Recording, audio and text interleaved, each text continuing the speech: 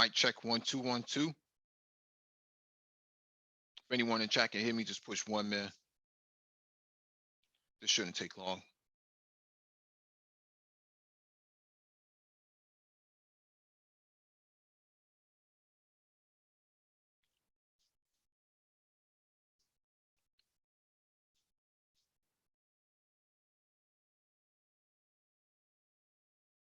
Hey, I got a confirmation. Thank you, Rainy Woman. What's going on, Terrence Snell? Cyber 7, what's going on? Yeah, man. Open chat number 31. Let's chop it up, man. I always find it interesting that people are taking this whole South Carolina incident to a point where they feel that black men are at fault for this. Somehow, some way, black men are at fault. I always find that interesting because, so on one hand, what you have is people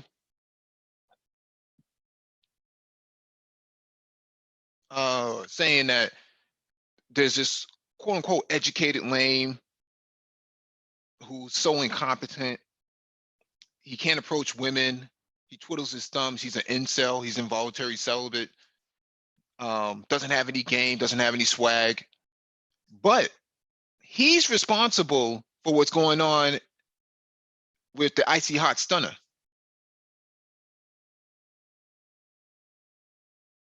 And I'm looking at this live stream that's going on right now, and I'm listening to them argue, and I'm scratching my head saying, how did we even get to this point where you can sit with a straight face and say the things that you're saying and say that it's black men's fault that this is happening? No, it's a community issue. See, it's only a community issue when, you know, when the victim is not male.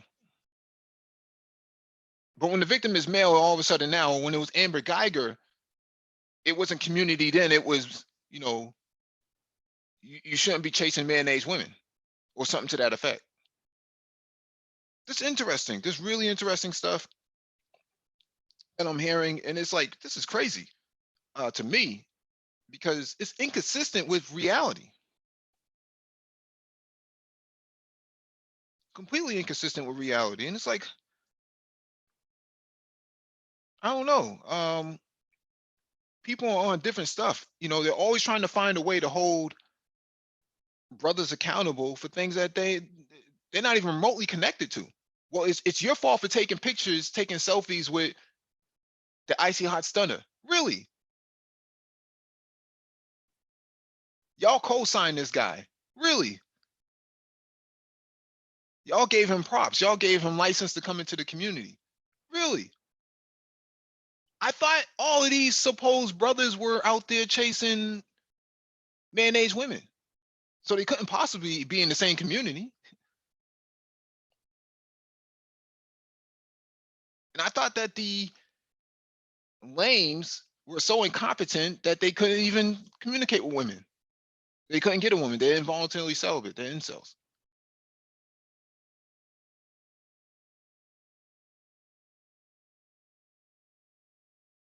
How is this possible? So you have two groups of males that you consider to be derelict in their masculinity that somehow should have the gumption to forge an organization to protect a community that they've been pretty much invisible in for the last generation. How is this possible? How can you say that with a straight face?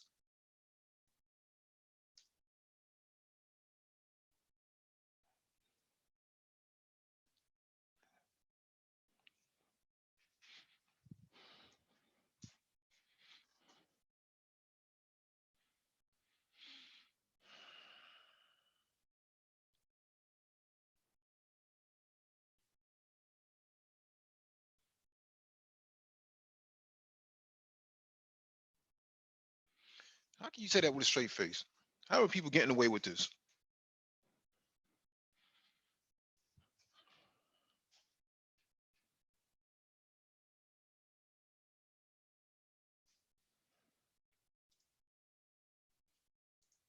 people really pushing this campaign, and it's like, wait a second. Um,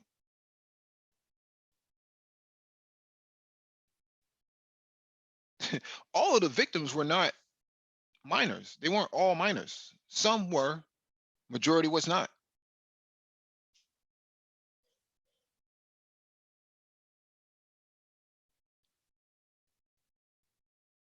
So where is all this coming from? I have an idea. In order to rationalize no longer respecting these men, in this case, instead of holding BWs accountable, what you do is you point the finger at a demographic of men that you had no respect for to begin with to rationalize your lack of respect for them.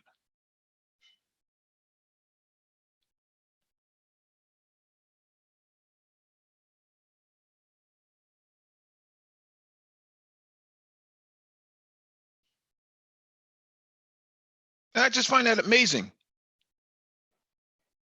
I find that amazing. People are willing to go this far.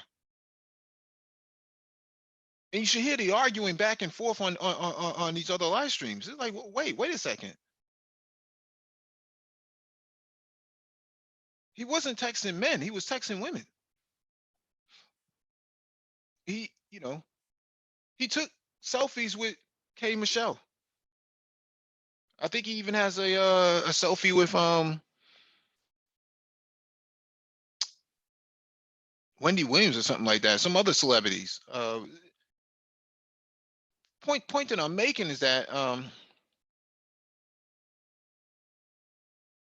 the I understand the strategy. The strategy is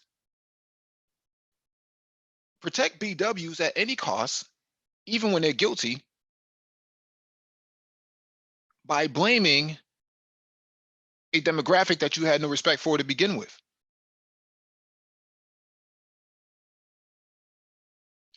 TNZ, Raining Woman, TNZ. And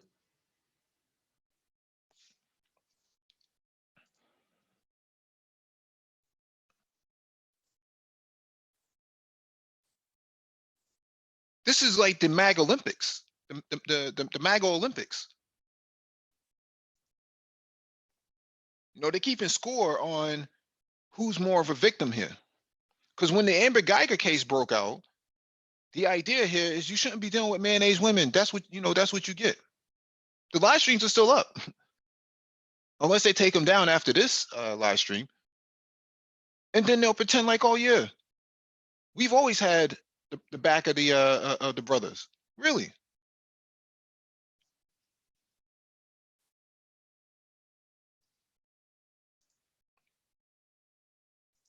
Unbelievable. Isn't it? Well, not really. Like, Good answer. Good like answer. Good answer. like the problem is, this is exactly what the problem is. They keep assuming that they keep operating with this assumed level of sexual leverage like it's high school. And we just can't wait to jump off a cliff and do what they want, even though we know with their track record that they don't have any respect for anybody. So here's how I knew not to take them seriously. They never called for any one of those women parents to be locked up. Now, when I didn't hear that, because here's the deal. It's a guardianship issue. If your child is in this dude's hands at any point, and if you were sold to this guy for some concert tickets, they didn't even have the common sense enough to even want that mother to go to jail. So it's all about the protection of them.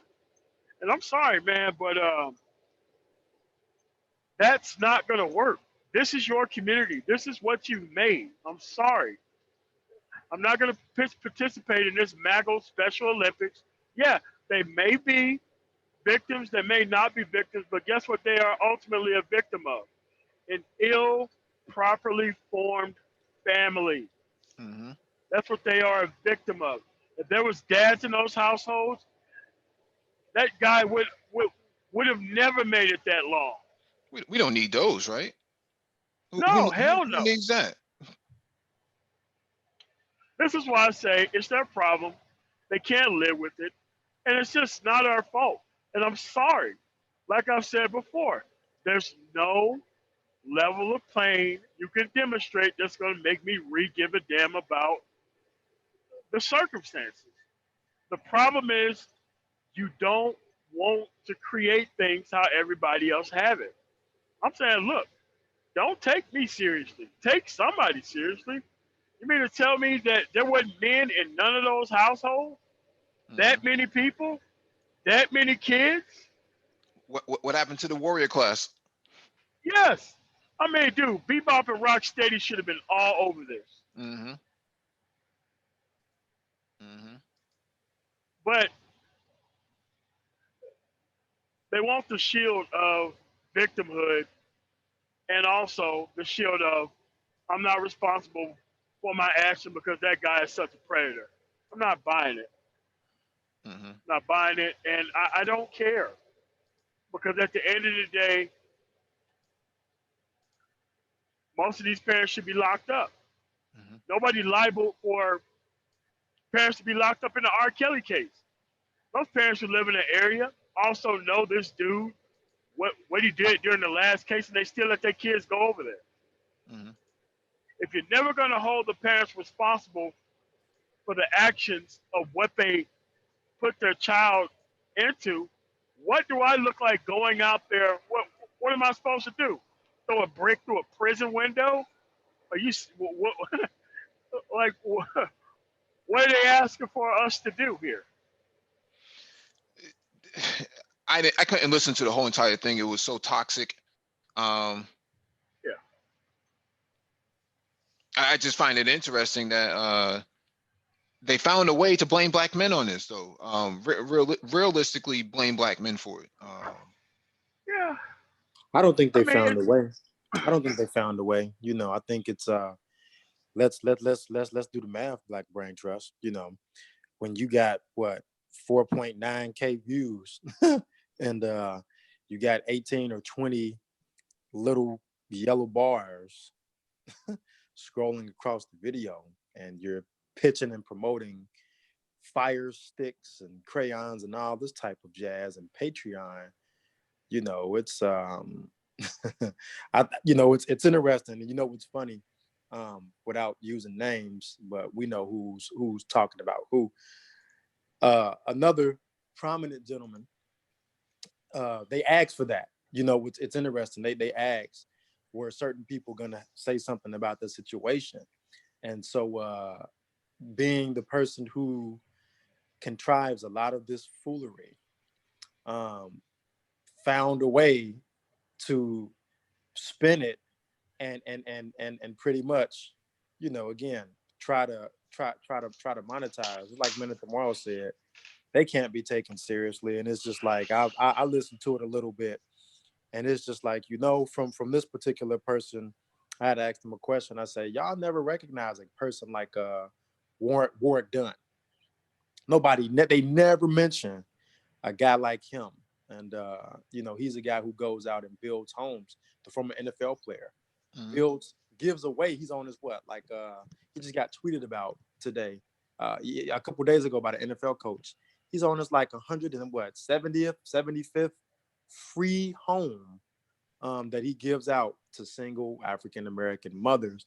And they were talking about all the wonderful things he's done with his money, you know, for the past 15 or 20 years. And a person like him never gets any shine from that part of the sphere. You know what's funny? Just like we got what we call the gaggers, I think we should have a new terminology for that part of the sphere. I don't think it deserves to be called manosphere or womansphere. You know, we need to come up with another prefix that fits exactly what they have going on in that cesspool accordingly. The magosphere. Yeah. It's called the magosphere. Yeah. The maggot sphere? Magosphere. Mago. Oh, wow. You know, you got men over there, you know, doing somersaults for them, and it's like, come on, man. Like, Mm. um, I'm sorry, I just got distracted by some of the comments. Um, it's like, how can you be a man and sit there and take what they're saying as being legitimate? Like this doesn't make any sense. You have a demographic of black men. Since I've been on YouTube, they've been talking about this for over 10 years. This incompetent black male, too afraid to look women in the eye, can't converse, socially awkward, involuntary celibate, doesn't have any game, doesn't have any swag, and you're blaming him for the icy hot stunner. Why is he being held accountable? He's been invisible in the community all this time. So now you expect the invisible to become visible, the conspicuous to become inconspicuous. So They expect that guy to come off the bench and like come in with 2 minutes left and score 99 points in the last 2 minutes. Like, come on, man.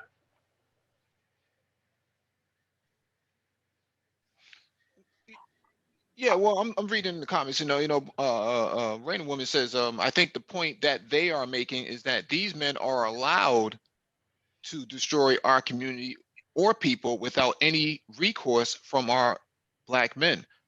Well, that's so funny because Our. Here we go yeah, with these possessive pronouns.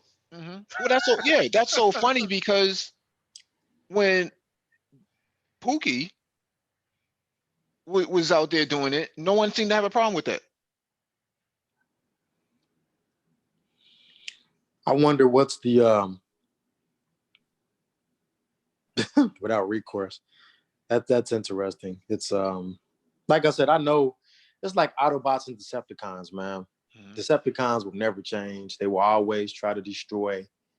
And you know, those are Magocons, or whatever you want to call them over there. I had mentioned, Mike, that I had a link, man, that I wanted to drop some time ago. I want to know if it's cool to drop that link, man, in the chat. If you think it's bad, go ahead and delete it. Or if you want me to drop it on the panel first before I drop it in the chat, let me know. What is the link referring to? Well, some of the one of the main people who kind of keeps this trash going. It's an old interview that I had. A lot of people probably weren't hip to that. Just to see some of the confusion. So I'll tell you what. I'll drop it in the. I'll drop it in the panel first, and then if you're feeling it, you can go ahead and drop it or omit it. I'll drop it real quick. Hey, man. Mike. Yes, sir. Now is a perfect time for them dudes to maggle up and like solve the problem, man. Maggle up. Now, you know, all this time before, Pookie's a warrior. He's confident. That's why they like these guys. But if they're so confident, how come they didn't go after Icy Hot Stunner? Where was they at? Why is it the educated brother who's supposedly a coward and with mayonnaise women and thinks like a mayonnaise man? Why is he being accountable for that or held accountable for that? How come the warrior class isn't out there doing something? I thought they was alpha males. I thought that they were, you know, the most confident men, and that's what they saw in them. Where's this confidence at now? The Maggle Corps are all on leave, like the whole entire corps. Oh, yeah. Court is in recess. Oh gosh. Yeah. The Brown Maggle Corps. No, it's like the Green Lanterns, but they're like the Brown Maggle Corps. Not the core. They got what's the color of the lamp? Brown? Yeah. Brown Lanterns.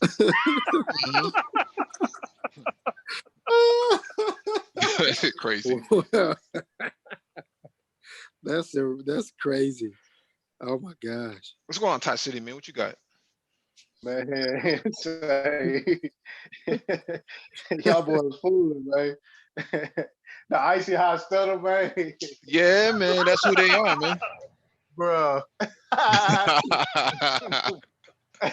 Hey, let me tell you something about the warrior class, bro. You know, when I used to live right dead in the middle of the hood, bro. When I stayed with my granddaddy will always laugh, and he'll be like, "How did such and such son get a gun charge? Why he get a gun charge? What's the point of having a damn gun when the people come around? You don't like them? Why don't you just shoot them?" It's like I was exposed to the see-through Emperor has no clothes with these guys a long time ago, bro. No bullshit, bro. And Mhm, that alone let me know, man, that ain't power. That ain't mhm. power, man. Yeah, so I don't know, man. It sounds funny when they say, well, these the guys, but I seen them guys jump fences so fast, dog. You know what I'm saying? I see motherfuckers get out of Dodge so fast, dog. I watched the first 48, man. I see him all the time, right? Putting their head on the table, confessing, I ain't do it, man. I ain't do it. It wasn't me. No, let me call my grandmother, yo, for real. Yeah, so the Let me warrior lawyer class, up. the warrior class running people over, killing other black people, trying to get away from police in Chicago, shooting the wrong people. The Right. warrior class off the chain, man. Mhm.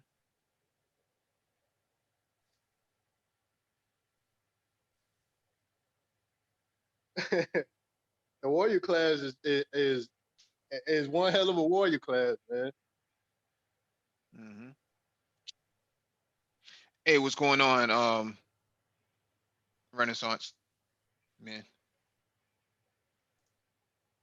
Hey, how's it going tonight, everyone? Good, brother. How's Good. it going? Yeah, no, I was gonna add too. I'm assuming y'all referring to this DJ out of South Carolina, right? Well, I'm really responding to the comments in the manosphere, what's left of the manosphere, that's happening right now. You know, people are arguing, saying that this is black men's fault. I just find that to be very dubious statement to make, accusation to make, because just a month or so ago, just 2 weeks ago, we were talking about educated lames. We were talking about these guys are so incompetent they can't get women and they need swag, and select versus non-select. Now all of a sudden, the same guys who have been invisible in the community and not dealing with BWs, all of a sudden now these guys are being held accountable for the icy hot stunner. Yeah, well, Mike, here's the deal. You never want to call up the inactive reserves and try to put them on the front lines. I Mhm. mean, I thought they already had an army already called the warrior class. Like, what's happening here? I mean, we're like through the looking glass or through the Maggleverse with this one. We're how are they blaming people who don't even live there, who didn't procreate with these women for the results that the mothers are clearly responsible for? Like, how are we more responsible than that guy? Rainin Hmm. Woman has her hand raised. Let me go to Rainin Woman. Good evening. Can y'all Hey, hear me? hey, good evening. Okay, so I want to be sure I have this right. Are you saying that they were saying that the educated brothers were to blame? Well, in a nutshell, they said every black man is to be held accountable for this. So that means, All of them. right? They said the whole community. This is just a few minutes ago, before we went live. So somebody asked a question: is it everybody? They said yes, it's everybody. So 2 weeks ago, the educated lame, so to speak, too incompetent to approach women, can't converse with women, socially awkward, involuntarily celibate, unattractive, you know, hasn't been on a date since 1989, since the Berlin Wall collapsed. Oh, you're killing me, Mike. Who told black men who have passports that you're going over there for Underage nefarious, women. for nefarious activities. Suddenly, he's being held responsible now, right? This demographic of black men is being held responsible now by the very same people who say they have no interest in this person, in this demographic, want that demographic to take up arms and serve what they call justice to the icy hot stunners.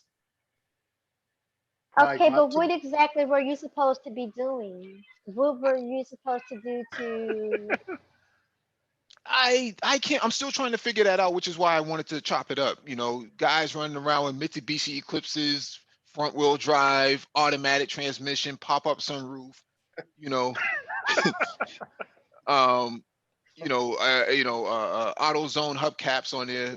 Uh, this doing J turns in parking lots. I don't know, man.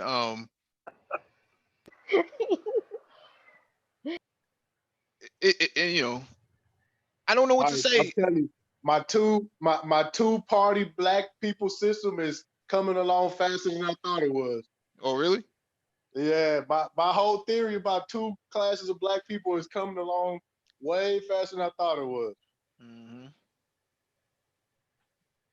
Well, you know, they want they want the invisible demographic of the black community to go after the icy hot stunners. Um, you know, Okay, so what is that army supposed to do then if they can't do this? Like, what is the point of having a warrior class mhm. if they can't do warrior class stuff when it's time for them to do warrior class stuff? Like, what Madden, are they there for? Madden and 2K. Damn, man, Mhm. you're right. New Game Plus. Yep. I Yeah, just I like just how everybody, I just like how everybody getting away from the parental aspect of this. That Yeah. is the nucleus. Like I want to see the parents who had custody of these children. Period. On trial. Exactly. This, Getting the same charges that dude get. and The I think same exact charges. they deflecting. They want to make it about Swirler. They want to make it about everything else. But we know what the problem is. I was going to add to it may not be parents. You mean just the parent. Well, that's what I'm Oh. saying. Because it's multiple parents. So, Yeah, well, I mean, we could just call it birth mother at this point. bro, chill. But a lot of these ladies were grown. well, that's not according to this live stream that's happening right now, on TNZ. So they are saying that all of them, if not the majority of them, were underneath That the is age of not consent. facts. A lot of these ladies were grown. A lot of them were grown. But that's my thing. They want to make it about children. They want to make it about the children. So let them make it about the children. Let's get the parents. Mhm. Hmm. They got too Um, much in common with them parents, so that's why they don't like. Well, we neglect our kids too. Yeah, no, that's what they're on, man. So it's just like they want to protect the right to damage kids. That's what they're trying to protect here by deflecting and trying to lead people elsewhere. mhm. So that's what it is, man. And they have to realize you're your own race of people, man. Y'all should have thought about this years ago. Mhm. No, that's what introspection is about. When you Mhm. don't want actual fathers around, when the kids grow up without them fathers, so that way you can be, you know what I'm saying, selling your EBT to somebody like me in Walmart who's definitely gonna take it. You should have thought about all that. Hey, Moti, you don't buy food stamps, do you, fam? Hell yeah, I buy food stamps, even at this level. I don't give a damn. It's collateral. It's a legal tender. So Yeah, sure is. Dog, I never forget when I was so poor, bro, and I'm at the grocery store deciding what I was gonna put back. and this chick was in the middle of two baskets, bro, like a train or some shit. Yeah. Yeah, I mean, it's just interesting, man. I can only take so much of it, man. I had hand sanitizer for my hands, but I ended up putting it in my ears because I couldn't believe what I was hearing. Yeah. The idea, I mean, they were really staunch down convinced, raising their voices, stomping their hands, clapping their, stomping their feet and clapping their hands, and really convinced that a demographic of men that you've largely ignored for the last generation should suddenly rise from their ashes like the phoenix and come out here and with their sword swinging. There should be like a a SEAL Team 6 or something like that of lames that they consider to be undesirable should come out there and risk their lives looking for the icy hot stunners. They Mike, need to create. They need to create a new community with that brown ring, some type of new I'm construction. telling you. I was just about to say that, man. Out here in the DFW area, it's a whole community called DeSoto. That's where all the rich black people be at. All the successful black people be at. They got everything they need, and they don't. They in that area. They run the school district and everything. Yeah, I saw a YouTube, like a mini documentary on that. It looked nice out there. Oh yeah. Yep. Straight balling. Really, I'm actually curious though, like why do you care what they have to say when what they have to say is illogical or it just doesn't fit the frame of it doesn't fit the framework of what you guys represent or what you do.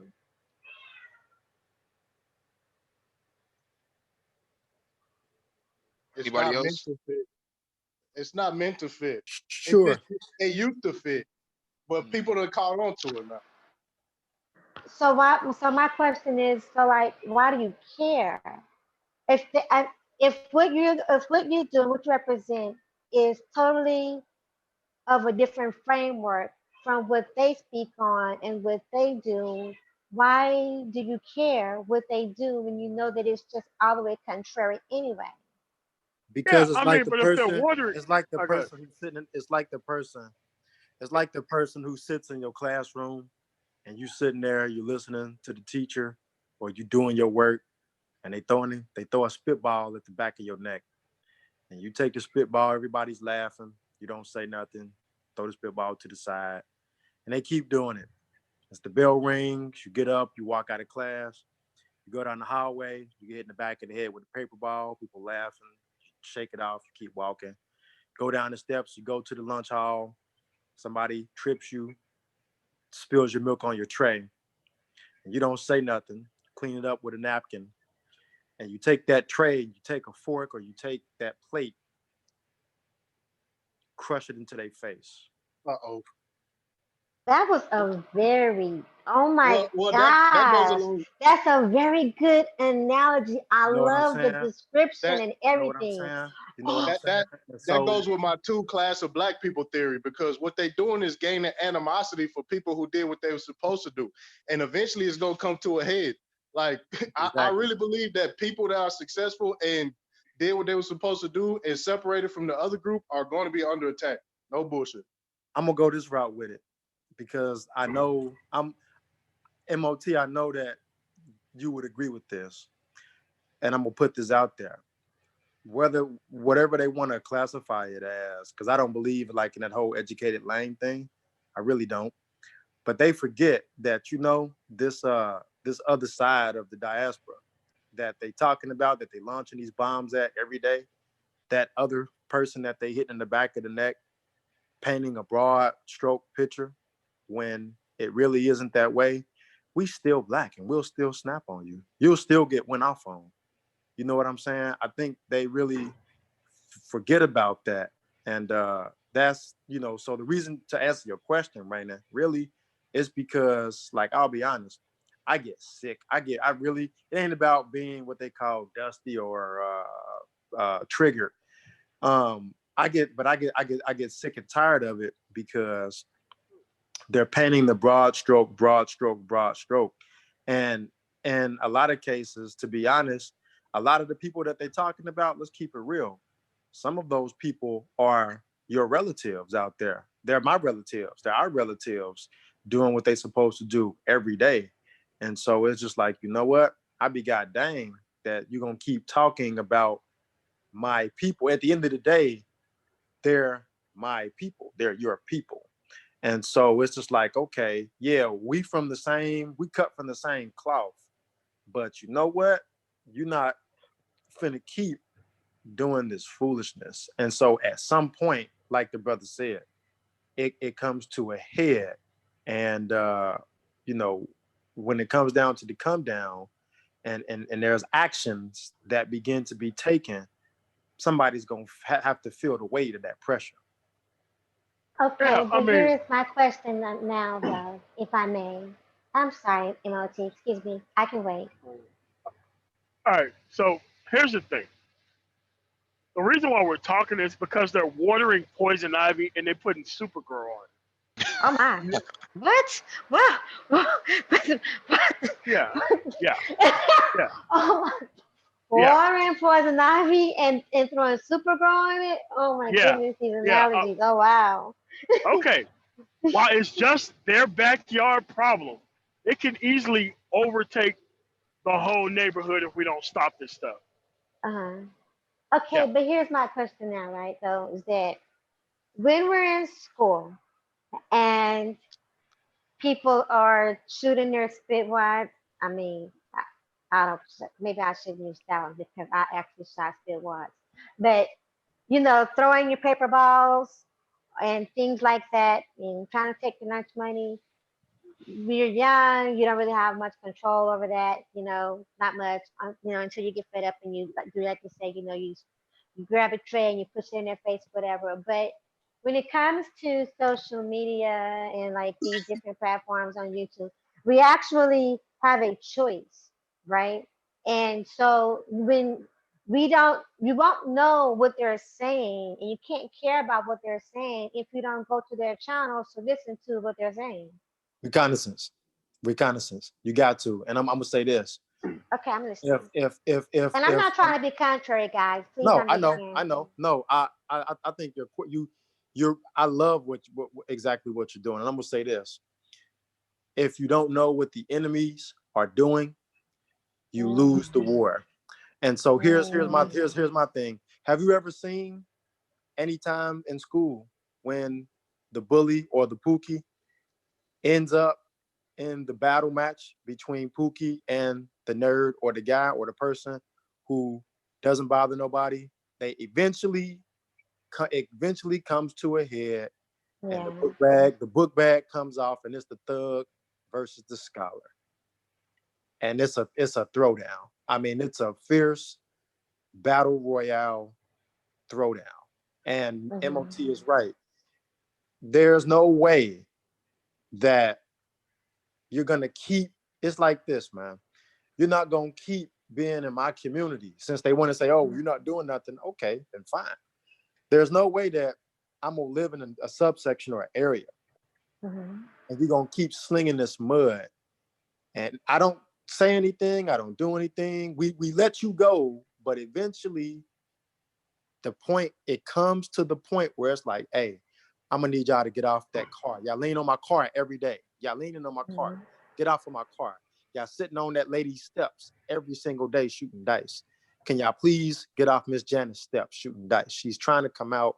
You see her when she's trying to come in with her food. Oh, F you, man. Ain't nobody on that." So you go get a couple of your homies, and it's just like, "Yo, we cool. We was the school dudes, but Miss Janet's got to get in that house. Y'all leaning on Mr. Such and Such's car, and he's a respectable black man who's always been about the right thing in the community." And so, you know, yeah, there's a warrior class. Again, we all black. And so the people who they don't think is a part of the warrior class is a lot more warrior than some of the worst warriors out there. We have to keep that suppressed because we have to have dignity and a standard and decency about ourselves. So, you know, I mean, that's what it is. If we are who we say we are, and we're going to solve the problem. I'm going to be honest. Yes, I'm a scholar. Yes, we're educated, but don't think for a second that, don't think for a second that the educated or the scholarly is going to come fight you with a book or a pen while you swing. You got to go down, Jack. Right. Yeah, yeah. Thank you Well, for sharing that and bringing that perspective to me as far as knowing your enemy and things like that. I really appreciate that. So I'm gonna let you guys get back to it, and I'm gonna fall back. Thank you. yeah. Also, Rainy Woman, it's all about containment. You don't want this brush fire to turn into a larger brush fire if you could just cut the stuff around it and just keep it in one area and make sure it Got don't it. grow and go anywhere else. So Because what people do with social media now is no different than Google. It's like fake news.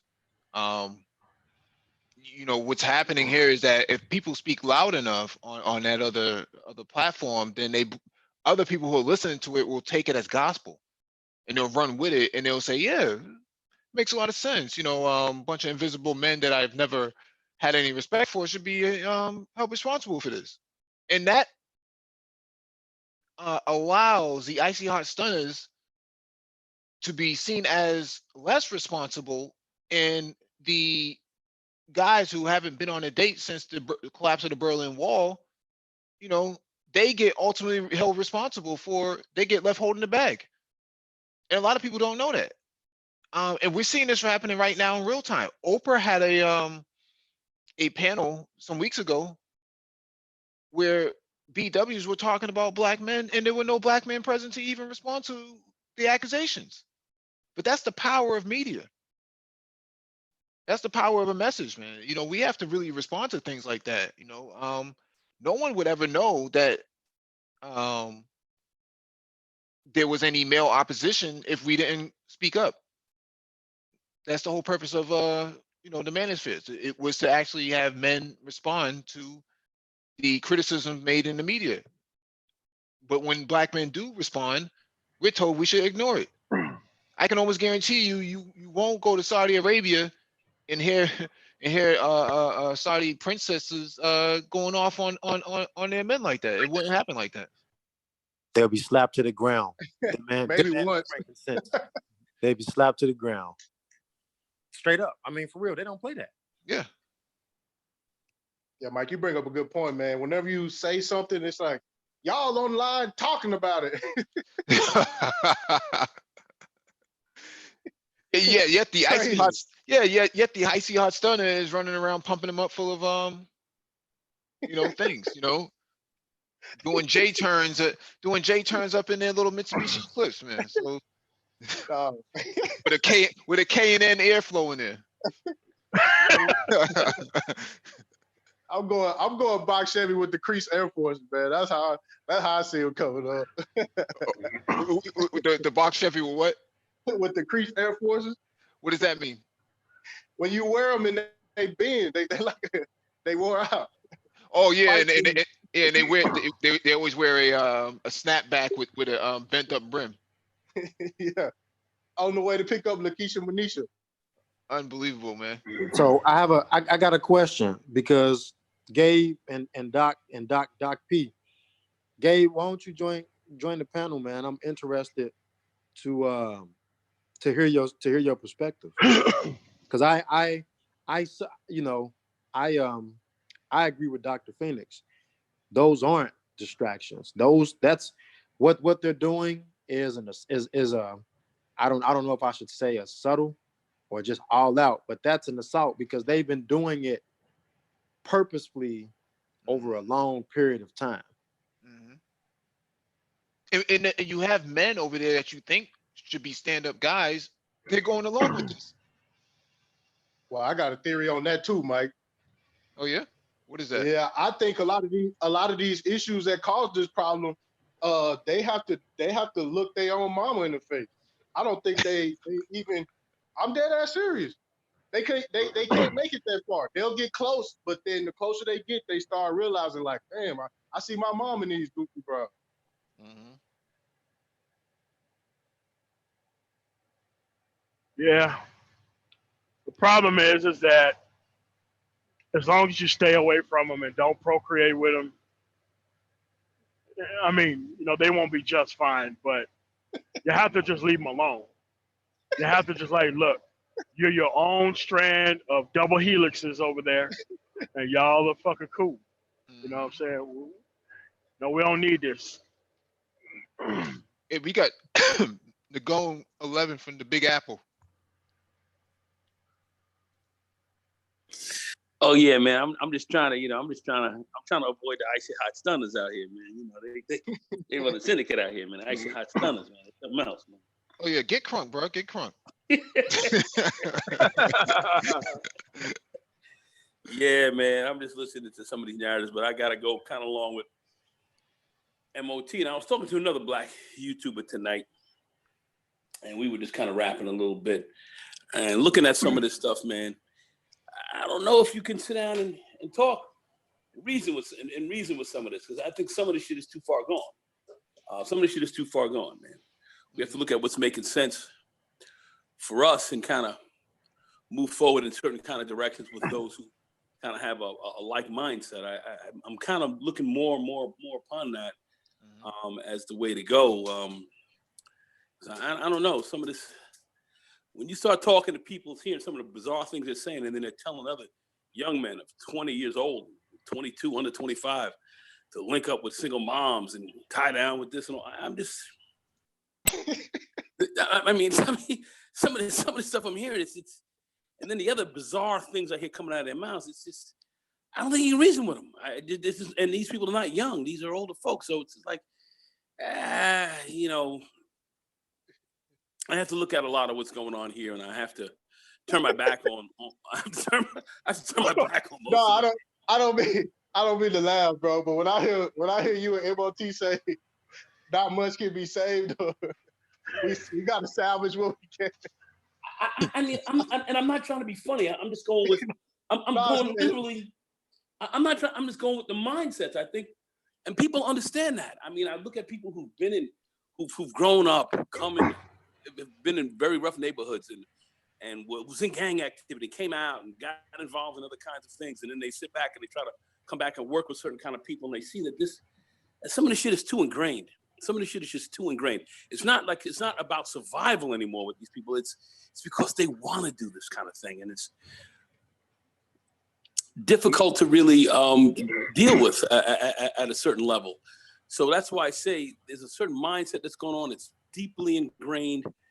There's a measure of evil to it, and I think good people. When I say good people, good black folks, and they come in all kinds of ways. They're not all rich. They're not all this, not all that. But they have a certain mindset that they have. That's about positive development. You're gonna have to get away from some of this. So I see a lot of, MOT talking about the reptilian mindset and so forth. That shit is real, man. And it's pervasive. I was talking to a young correction officer the other day, and he's in my gym. I have a lot of police officers, correction officers and stuff in there. This is a young brother, and we were talking, and I wanted him to actually come to YouTube, and he kind of backed away from me a little bit because he said he doesn't want people to kind of know him, because but he had a very strong opinion. I was like, well, you're talking to some of these young guys. What are they saying? I said, I'm talking to this one young guy, and he's about 19 years old. He's coming out of jail. He told me he would shoot me. He would kill me if I came into his neighborhood because I'm trying to help him. I'm basically trying to help this guy and talk sense to him. But he didn't want to shoot me. He wanted to shoot me because I'm talking sense to him. It's not because what I was talking was negative. It was about being positive, but this was almost kind of against his gang and against what he was about. And he wanted to kill me for that. And I looked at him, I know we can get through to some, but there's a certain level of just madness that I don't know if we're getting through. And the single mama household and the mindsets that are coming out of there, and these people are doing it by choice. This is not something that people are just falling into. They're making choices at this. And they're bringing these kids up like this in the middle of it. I don't know what to say. I have my faith in the young. But some of this... Yeah, I do. It's very easy. But some of this stuff is outrageous, And I'm listening to some of the stuff being talked on YouTube, and so I pulled back from a lot of this. This is disturbing. It's disturbing. Them the cats that's sitting all in front of the brownstone and don't want to move, man. And so you got to start moving them out the way, elbowing them. It's true. And then the ones who were doing stuff, they're not talking this way. They're thinking totally differently. They're thinking totally differently. And a lot of them have come from those backgrounds. And they're not shines running around talking about I'm sucking the white man's nutsack. They're not talking that mess. They're out here, trying to get their families right, their minds right, their business right. All these things correct. And they are rejecting. They're rejecting this madness. They're rejecting this madness. I see these guys say, "Oh, guys are not. We don't have a lot of macho guys out here. They ain't men." And I hear these guys talking this craziness. They got more women on their channels than men. And it's, But then I look at let's say Album Cole Mountain. He's a mod here as well. Brother Black Ram. I saw it. He had his live stream on the other night talking about some of the same stuff. He had almost 1,000 people in there. These other guys can barely get 150 people, but this guy's got 1,000 in there. We see what people are lining up. Brothers who got sense are starting to make certain kind of moves, and I say that's who I'm casting my lot behind. A lot of this madness and these defeated policies that people are accepting, we got to challenge that narrative. That ain't how we're going out up in this piece. We ain't going out like that. There may be those who may be tight about it. I don't give it. We ain't going out like that. Yeah, man.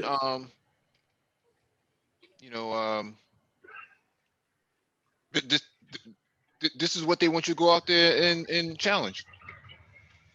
Hey, Todd City. Yeah. Bottom breads with no legs and all this. They end up being the select guys. Look how little the brakes are. Look how small the brakes are. I mean, bottom breads. They're out here rolling like that, and they're out here running through the community, and nobody says anything about it. It's your fault. It's MOT. It's your fault, baby. Ty City, This is your fault. And after this is all over, we're going to gather up the eyelids, the eyebrows, the gold teeth, and the back of the ankles and the soles of the feet, and that's all we can use. Nothing else. Hey, Nicole, I'm saying, who you think selling them all that shit? It's crazy. And it's crazy. It's crazy, the stuff I'm hearing. It's crazy. It's fucking crazy. What? It's 2019. They are. The thing is, the closer you get to the accountability, the farther they go. They start calling people pedos and whatnot. They start going hard, bro. The closer you get to accountability, dog, the fight get real. But I noticed a lot of these young brothers, they're not lining up behind it. They're not. No. They ain't lining up. They're not lining up behind this effortry. They're not. They're rejecting it. They are. Hey, Gabe has his hand raised. Go ahead, Gabe. Hey, I kind of wanted to respond to kind of what was being said, and also give a comment about what Raining Woman was saying, as it concerns. Paying attention to the naysayers and those individuals, I guess, who are talking the mess that you guys are speaking of. Mm-hmm. And I tend to agree where I tend to lean in that particular direction, because I think a lot of times people feel as if you don't say anything to your opponents, that's equivocal to no response. But no response is actually a response. Especially from it. I think you guys are continually speaking of the absurdity of certain claims and certain statements that come from other parts of, I guess, the Black manosphere, right? You see it as absurd. You don't think it makes any type of sense. You think it's detrimental to people's understanding of what the current status of upperly mobile brothers are, right? It just doesn't make any sense. It's non-coherent. It's not productive or anything, right? I think that's enough evidence to not move forward with paying attention to what they're talking about. What do kings have to say to the court jesters? These people are, as you guys are even talking about, they're jokes. Their opinions don't matter. Especially if it's addressing a certain subject matter that doesn't bring anybody to any upperly thinking perspective. And again, I just kind of But they don't play that game, Gabe. I go with Raining Woman with that. It just, why even pay attention to them? Why? Because they don't play that. They don't play that game. You know what I'm saying? You don't play Yeah, a game. You don't play a game with clowns and jokers. Hear me out. I mean, but just hear me out. Again, it's like the example. It's like the people in the neighborhood who are always leaning on the car every day, or in my case, from my experience, we used to have people that shot dice in front of my grandmama's and my auntie door every single day, every day. And so if we're in the community, I put it to you like this. Let's say we're building and everything's going great, but those people are still, for all intents and purposes, connected to the community. So they can still do things that have a negative impact. MOT's analogy was spot on. It's like they're planting poison ivy and putting Supergirl on it, and it's reaching out, it's touching, it's affecting. So I agree. I do. I really agree with you. And one part to say that, yeah, not to not say anything is to have a response. But however, we have to keep it real. At least I'm keeping it. I feel I'm keeping it a little more real. Not that you're not, but I am. And it's that these people, those people in that segment, they are the enemy to the Black community. They don't think the same way. They fight dirty. They fight different, and it's psychological. So you And fight so on the it's same like level as it's them? right. And so it's like, okay, everybody says, well, we don't defend, we don't do this. So it's like, all right, that's fine. We're gonna do things that are conducive to build up the community, but at the same time, there has to be a counteroffensive. And guess what, man? Sometimes the thinking man, the quiet man, the smart man, and we're not always gonna, don't expect us to just fight you with books, intelligence, and words. Sometimes there has to be a counteroffensive, and that might mean putting up a blockade to say, you know what? You've gone far enough. You've gone as far as you're going to go. It ends here. Okay, so let's take this to its logical end, right? Let's take what you're saying, right? You're saying they play dirty, they put out poisonous ideas towards individuals' mindsets in the community. Let's take it to its logical end. Going back and forth with these individuals, and this is one thing I always do before I engage in some type of conflict with an individual. Based upon my response to the naysayers, what is going to be the result, or what do I expect the result to be? Going back and forth with these individuals from YouTube, what can that result in? Do you think that will change the mindsets of those individuals? Do you think that it will cause some type of spiraling to some type of understanding? Or like, what is the result of going back and forth with these individuals? There's no going back and forth, my man. It's just countering the narrative so people forth, can hear the alternative side. There is no going back. You're not reasoning with a lawn chair. You can't talk to a lawn chair and expect it to move on its own. It's not going to do that. So why respond to a lawn chair then? The name of the game is to put your narrative out there, counter someone that's crazy. When I hear somebody, I have a son. I don't know if you have one at all. And he's no, I don't have any kids. I don't want to hear anybody sit there and say, "Well, you know, it's okay. Take that 23-year-old boy, have him go marry up to a single mama. He doing the right thing, talking from people who are ex-hoes and all this kind of crazy. Get the fuck out of here. This is what we're telling our youth.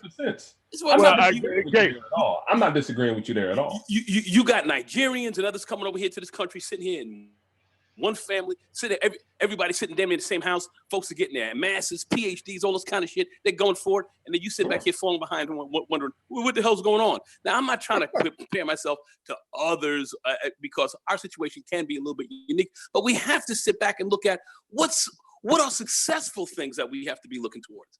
We can't sit back here and go behind craziness. We gotta cut that shit out, man. Yeah, we gotta do it. I mean, my point here, man, is if they can get crunk, why can't we? What is going to be the result? See, and that's my point. What is the result of the crunk?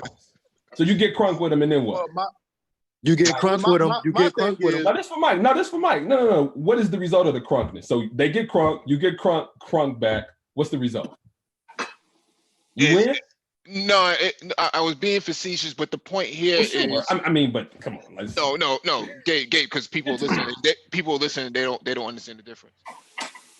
Okay. We have to continuously counter their talking points. This is information warfare 101. You have to But counter you're that still stuff. not answering the question. You go What's the back. question? Gabe, I got a question. Gabe, I got a question. It's man tomorrow. I got a question for you. Sure. Did things get better for black men when Oprah, Donahue, Sarah Jesse Raphael was running up the score on black men while we were quiet over a 20-year time period? Did things automatically get better because we couldn't talk? I was taking that as a rhetorical question because I'm assuming that you're saying that things haven't gotten better. By not saying Correct. that. Correct. So if you don't get your narrative out there as quickly as they get theirs out there, their narrative becomes what we're defined by. That's why we talk. And that's as simple as that. And it shouldn't be any more difficult than that. So the result again. No. That's a great point, MOT. I'm gonna say this. Okay. Read Sun Tzu, The Art of War. Okay, I have. It's okay. What did Sun Tzu say about shapes? Do you I remember? don't remember the whole You book. don't remember? You should, because it's one of the most important parts that he ever said. I mean, I'm He not said, gonna remember the whole I thing. do not permit my enemy to shape me. I shape him, for it is in the shapes in which I determine victory. What does he mean by that? So What does wait, he mean so by you- shapes? What does he mean Okay. by shapes? What does he mean by shapes? He said, baby, listen. He said this 2,500 years ago. Predates about 500 years. Listen, don't let anybody sit here and run the narrative on you and tell you what time it is. You sit back and you determine how they look. So these They're not- individuals they're in the not mental to tell you sphere how you saying look. nonsensical Yo, hold on a things. second. Let me finish. Okay. I'm you just trying wanna to tell understand them your point. how you look. Okay, you're to be the captain of that narrative. Because the minute your enemy, whoever they might be, takes control of your narrative, you're finished. You're done. So He kind of trying said to that understand. 2,500 years ago. Huh? I'm just trying to understand your point. So your point is that the individual saying things on YouTube about those thinking brothers in the Black community, they have the power. They have had the power to shape the narrative of. Oh yeah. And it's not just on YouTube. You know, this brother over here, Mike just told you about Oprah sitting up in there telling you what black men are about. Not one black man on the panel. And Well, the conversations have been about what's. And what's they're said on sitting YouTube. here, but they've been Okay. shaping that narrative for over 50, for damn near 50 years. And look what it's done. Again, I'm trying to just understand Look what it's done. just what we're talking about right here and right now. The individuals, the enemy, I guess specifically that's being spoken of. I'm not even talking Oh, about no, YouTube. I'll tell you exactly. I'm what not the even talking about narrative is. YouTube per se. I'll tell you exactly I'm what- throwing that out there. So Well, at least you understand the point. I think most people here in this chat can understand what I'm saying. Anyway, Well, go ahead. I'm gonna tell you what the narrative is that they're running away with, and it is a dangerous one. The narrative that we don't care that this happened to children means that we are part of the problem just as much. And Exactly. we have to fucking say no. Like nobody's Break a that down pedo. for Nobody me. agreed to none of this. And if not, in the hood they always say, man, let them hoes tell it everybody. You know what I'm saying? You can't do that. Well, wait, You can't. I'm trying to Not in understand your point 2019. about the kids. Not in the information age. So Gabe, you may not be up to speed. I'm trying to understand the point of what he's saying. The point here is that tonight there was a live stream that basically indicted black men for being responsible for what happened in South Carolina with the icy hot stunner and some of these underage BWs or underage BFs. And what they're basically trying to say is that what happened to them is because there were no black men of warrior class of masculinity to go and address this issue. But just 2 weeks ago, it was black men are lames. What does this have to do with kids? You're not understanding. You're not talking about. You're not understanding. The kids are being weaponized. Their youth is being weaponized, and their victim status is being weaponized against a demographic of men that they had no respect for to begin with. that has to be countered because that's not fair. That's not a fair talking point. Here, let me try to understand. Let me tell you what I'm understanding. You said the guy that had slept with all the Black women in the community, spreading diseases, STDs and whatnot. Whoever was on this panel of whatever individuals was saying the thinking Black man is the reason because they were absent from that community. Yes. And that in some way, what is the connection with children being weaponized? Because there were children involved in this incident. He was sleeping with children, or yes, yeah. So children would be okay. So that's where the children come in. He was a predator, right? He's a predator by admission through the text messages, right? So this panel of individuals was saying that is the thinking black man was the cause of this. Every Black man in the community is responsible for this. Every Black man in the community was responsible for right. But just last week, just 2 weeks ago, they were talking about this warrior class of Black males, and it wasn't the upwardly mobile Division I graduated brothers. That sounds a bit ambiguous as it concerns who they're blaming for this particular problem. It sounds like, first of all, they really don't. It's not a structure. From what you explained to me, it doesn't seem very structured and very. Yeah, hey, Gabe, they're blaming you, man. Yes, they're blaming you for how. But who are these people? They're blaming you, Gabe. These people have to. They're saying Gabe wasn't in the community. Hold on a second, Gabe, you weren't around. You didn't save them, even when their mamas and their friends were selling them over to this bottom shelf icy hot stunner. That you were not around, and it's your fault, Gabe. It's laughable, though. Gabe, you're responsible, man. Do you fellas are at fault, Gabe? Listen, I'm not one to think about that, Gabe. Listen, I don't. Okay, first of all, I have to understand the one who is coming from, right? Who is this coming from? Are these coming from individuals of rapport, individuals of any type of stature, who have said anything that has been of value that can change any iota of anything in my life? Who does this come from? But they're the only voice. But if they're the only voice and there's no counter voice, then their narrative stands because it was not challenged. The United States government spends millions of dollars in information and propaganda, information warfare against adversary states. Listen, I'm not talking about that. I'm saying, do these individuals have? I'm done. Gabe is saying consider the source. You're saying consider the source. My old man used to always say the same. No. But consider the source. But don't let shit run amok. Don't let shit just run amok and not counter it. Get out there, counter that narrative very quickly, slap it down for what it is, and then keep moving forward. But don't let them walk off and get away with that. Don't let them get away with that shit. Counter it when it's out there. Don't let it seep and simmer. Counter it. So, who are these people? I have a question. I have a what I think is a relevant question, right? Sure. I understand how Gabe sees it, right? I do. I really do.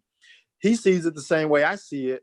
When I'm not in, I hear bells ringing. When I don't hear bells ringing, the memory of bells ringing, fight, break, I see it that way too until I start hearing bells ring. Then it's different. So let me ask you a question. Okay. Let's say you are with your colleagues, right? Sure. And there are people who, by reason of their rhetoric, are playing to be a negative influence to your colleagues. These are people that you hold in high regard. These are people of renown. And by reason of rhetoric, misinformation, purposeful misdirection aimed in the direction of your colleagues for the purpose for them to fall, for them to become less than what they are. Your colleagues are affected by these things, and you see this, you see it. One question I want to ask you is that what would you do? What are you going to do if you see someone or a group of individuals coming towards your colleagues Yeah. and negatively impacting them in a way that you see, well, you know, if other people see this, other people are seeing this, and you know what? They start to mistreat your colleagues too. They start to disrespect them too. They don't know your colleagues, but they start to see the disrespect, the maligning of their character. And you know what? They say, well, they're doing it. And, you know, they're not, these people aren't standing up for themselves. And so the impression, right? Because impressions among human beings plays a factor. That plays a factor. I'm not saying we're not saying it's right, but it's just how it is. It's just how it is. And so there are people who are doing this. My question to you, what would you do about that? Would you forsake your colleagues and say, you know what, you guys aren't standing up for yourselves, I'm just gonna I'm gonna separate myself from you and I gotta keep going? What would you do? I'm interested. Sure. I'm just asking. So I think first I would have to evaluate who is approaching my colleagues with this type of information. Let's just say it's an enemy, period. Let's strip out the goody two-shoe stuff. This is people who you know doing your people wrong. We're gonna put our PhDs and masters to the side for a minute. Yeah. Your colleagues, people you hold in high regard. Sure. You got some people who's on some garbage and they spewing trash. They, they're maligning the character of the people that you know are people who have integrity, high regard, and it's negatively impacting them such that people on the outside perimeter, they're seeing that, and you know what? They're becoming emboldened by reason of it continuing to happen again and again and again. Becomes a bit. What would you do? I think number one, probably I would probably pull my colleagues aside and have some type of discussion with them about the information that they are taking in and the information that they are like producing, right? Based upon what they're taking in from whoever this enemy is, right?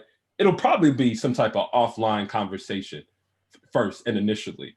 So I think that would be the first area, and try to have come to some type of understanding of what they are getting from, I guess, the information from the enemy.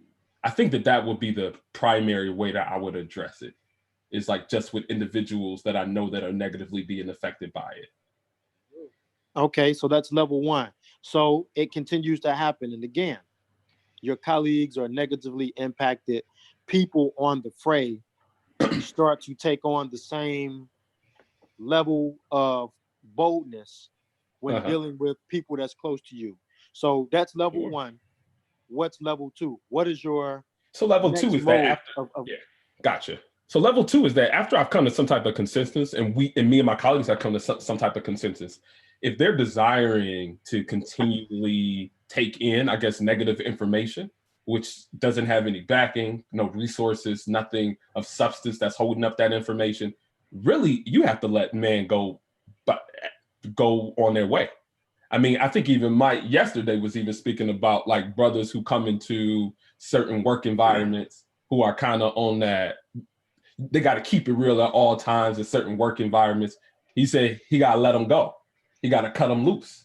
So I think that if they are continually desiring to take on those negative messages and they're not desiring to take it on, they're being impacted by it. Well, if they're being impacted by it, I mean, I think that just is something that we speak of as being thinking brothers, right? If we see that the result of this stuff is negative, and we see that there's people that are taking on this negative information and internalizing it, I mean, these are individuals who are really using their mind, right? Because these are people that are going down a negative road. So you understand the power of propaganda. Oh, I mean, President Barack Obama went to Africa. Yeah. And chastised the African governments for allegedly oppressing women over there, only for white women, mayonnaise women, to come out from multiple institutions in the United States and said, actually, let's look at this again. There are more African women in leadership positions than what you have in the United States. But see, that doesn't get talked about because the propaganda says that BWs are being mistreated. So somebody needs to do something about it, even at the highest level. That's powerful. In 2015, they had a campaign called Holla Back about Black men whistling or catcalling Black women in public. And they were actually going to push this through the court system to get these guys to register as level 1 sex offenders. That's powerful. That started in social media. The only reason it got pushed back is because there were certain people, voices in social media who had the fortitude to step up and say, that's not going down like that. Okay. Gabe, one more again. There are sectors in the community, and when you're asking me to name names, I'm not going to name names right now. I told you, I'm not doing it.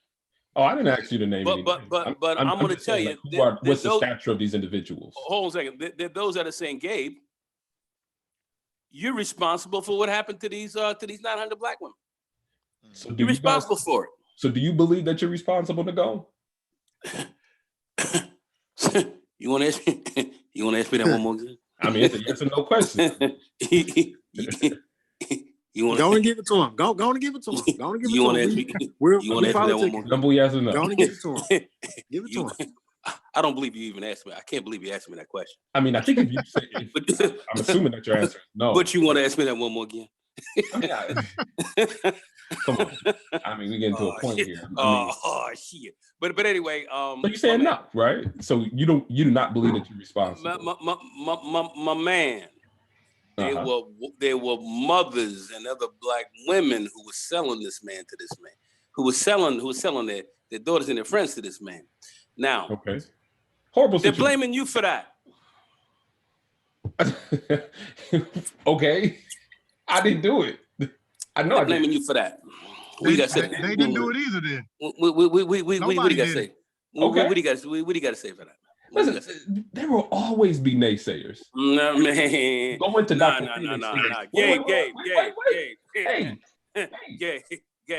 Go into Dr. Phoenix They blaming you for that. In the chat, he's saying whispers will become loud voices. There'll always be whispers. Man, right?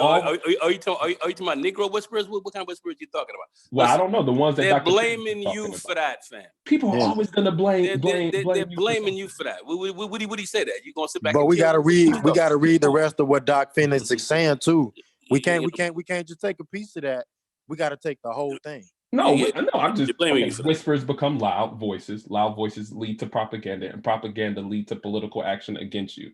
Not in all cases. That is not. No, no, it's never just a no. There are no absolutes. You want to wait on that? I'm not waiting on that. That's the whole. That's the whole point of the statement is to not wait.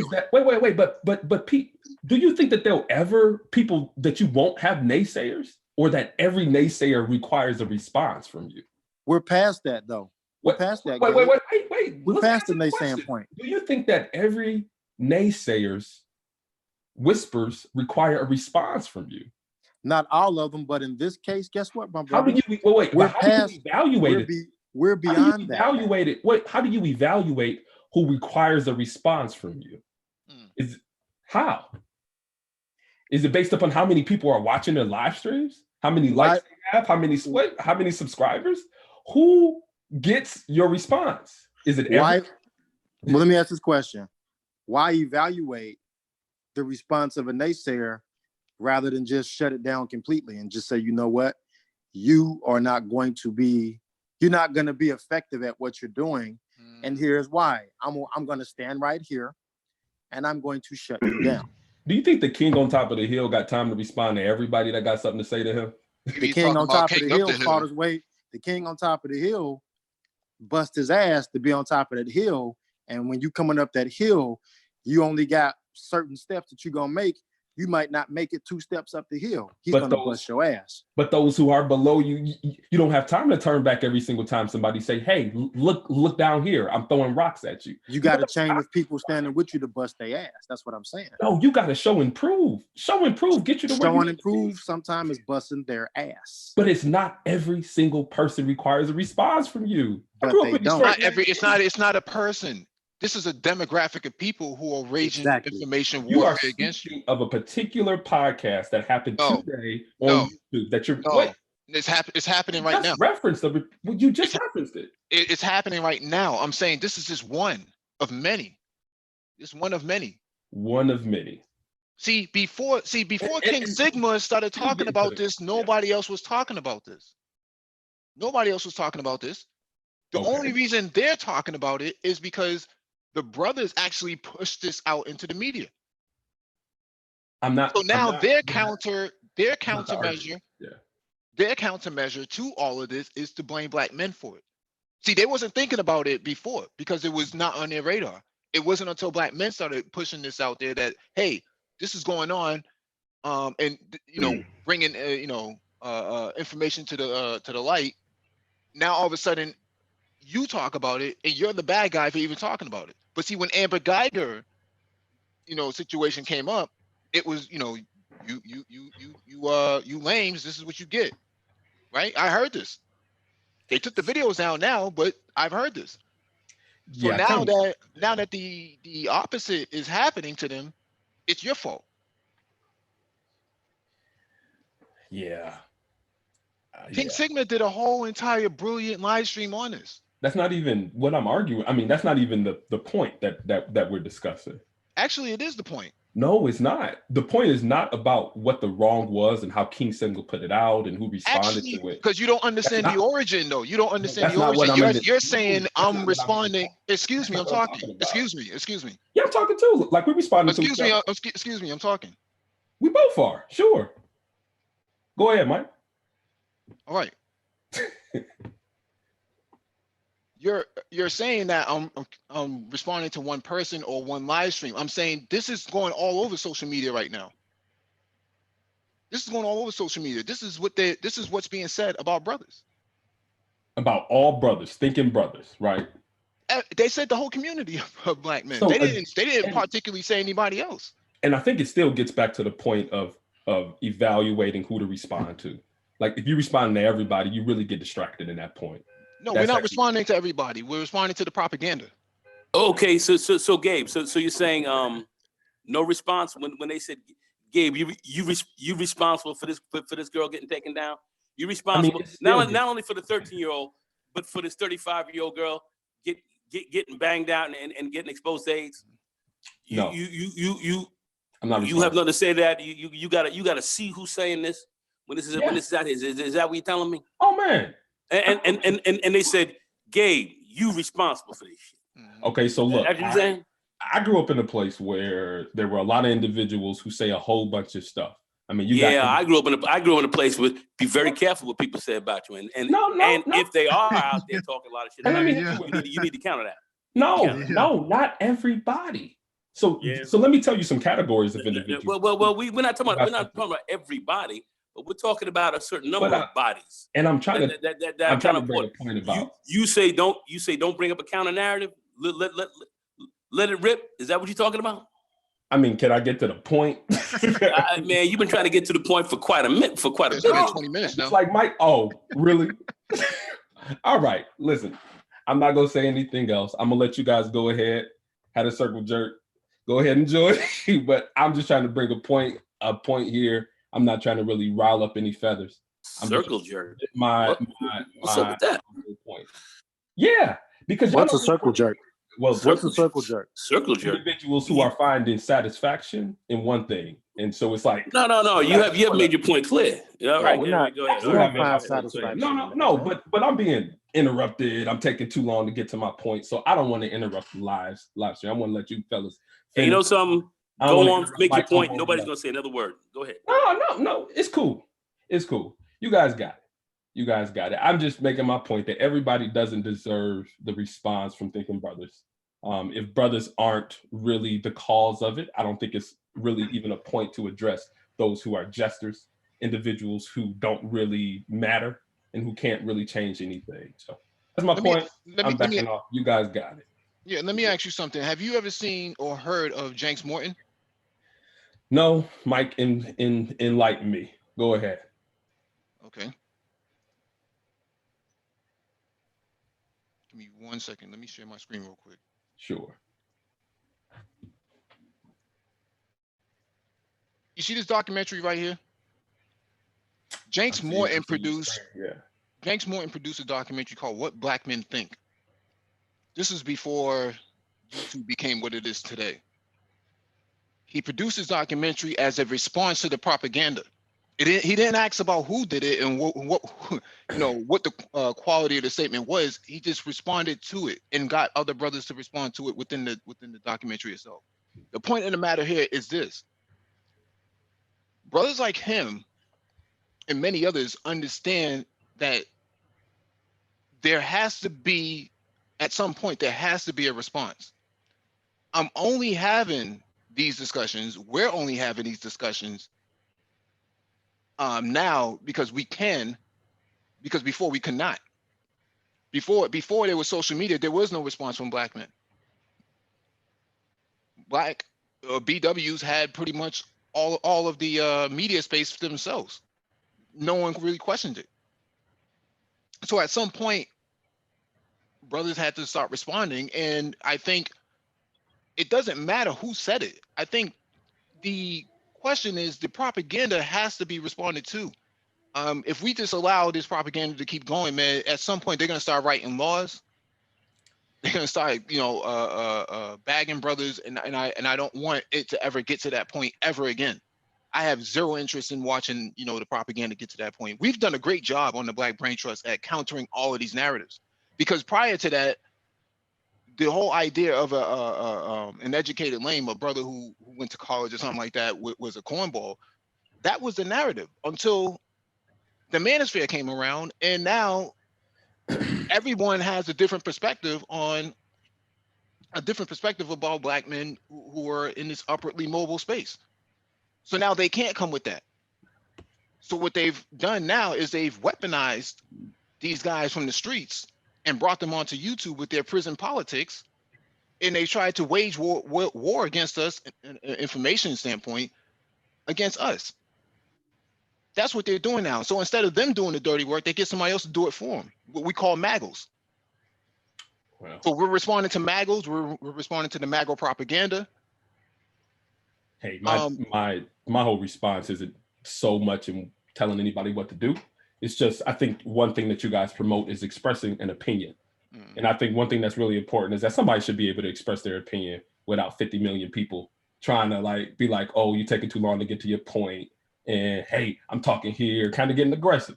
Like, I think you guys got to admit that you guys are getting worked up and it's okay. But I think just expressing an opinion, I mean, even if it's different than yours, right? But Gabe, that's okay. That's okay. You have to understand the why. The why is that no. See, Gabe, you're here to undermine the entire conversation that we're having. No. You're telling us to shut the fuck up. Yes, no. That's exactly what you're doing. Wait. That's how you're taking it. I never said any of that. No.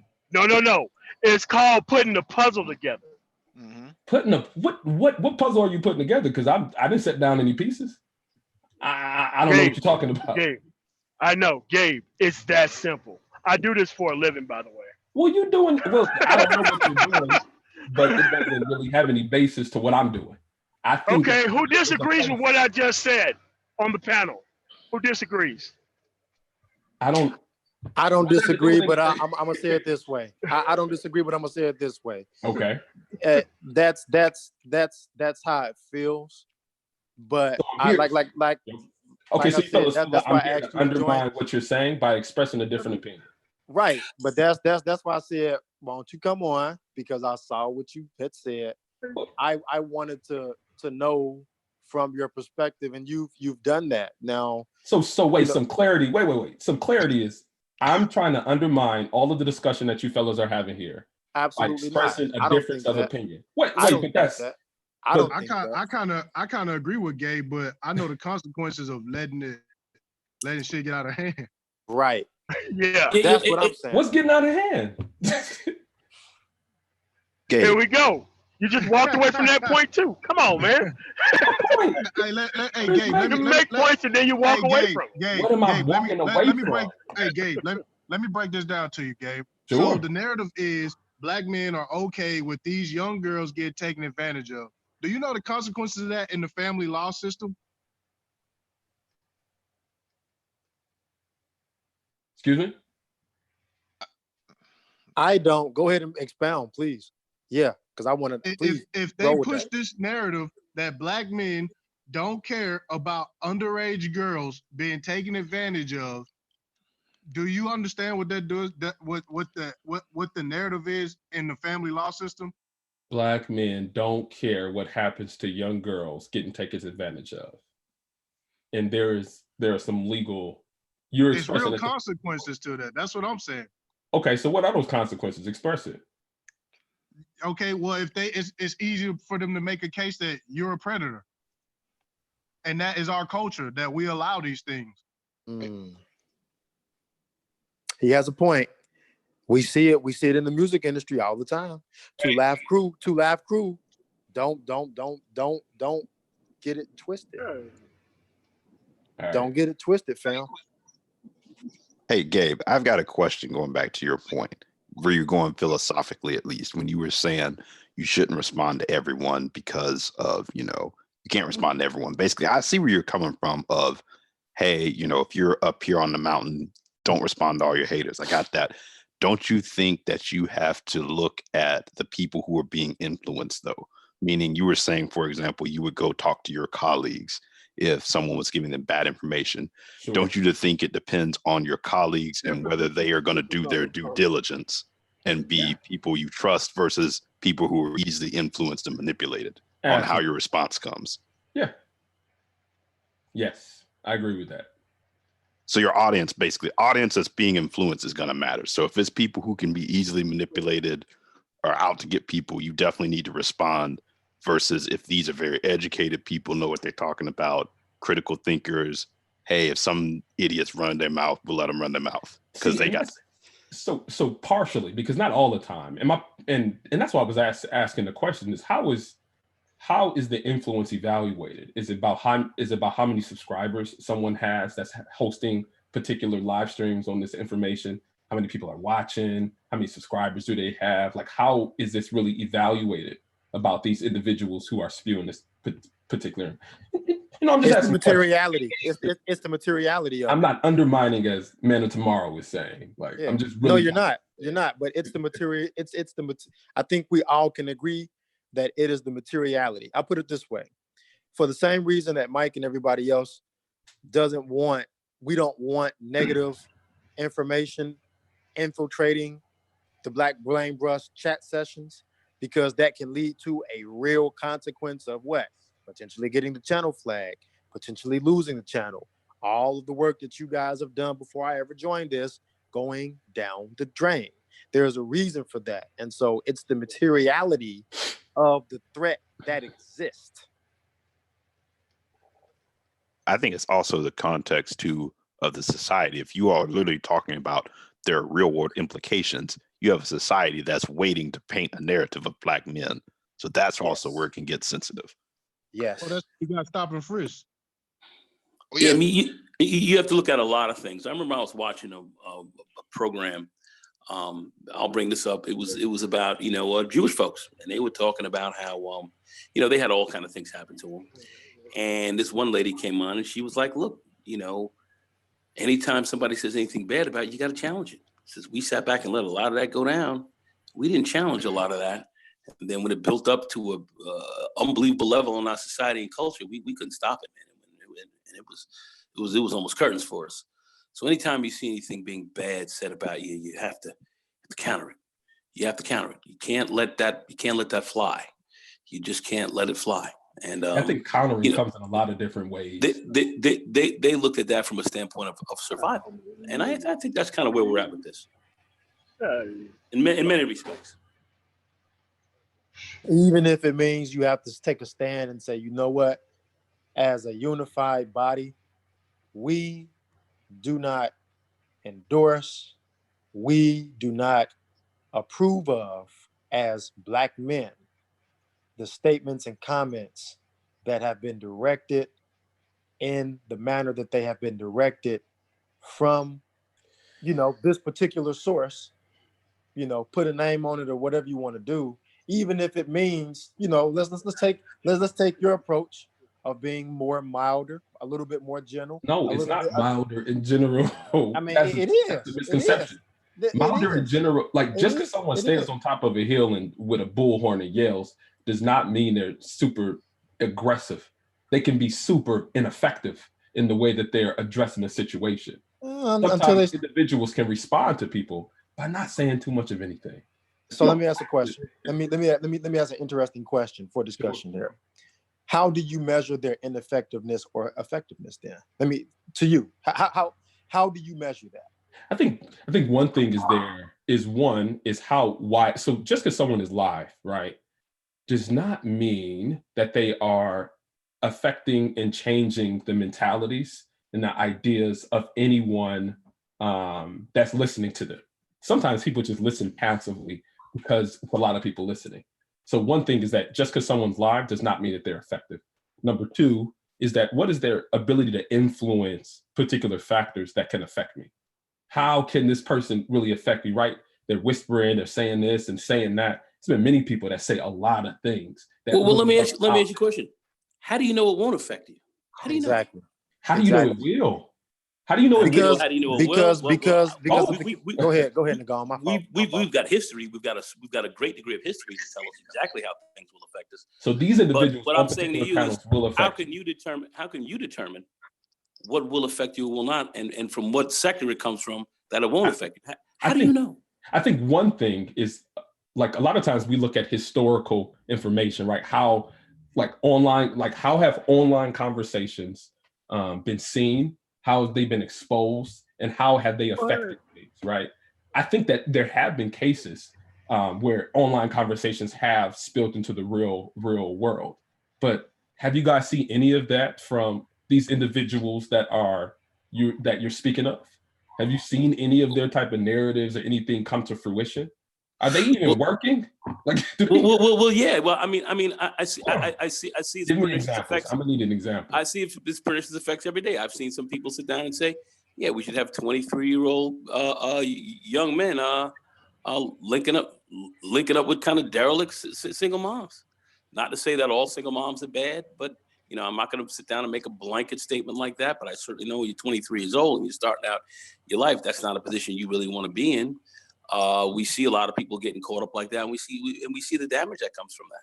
So they're telling people, and they're giving these type of recommendations. We've seen these kind of recommendations being talked about, and that's just one example. Wait, but there's a result. There's stuff ahead. You know what? That is legion.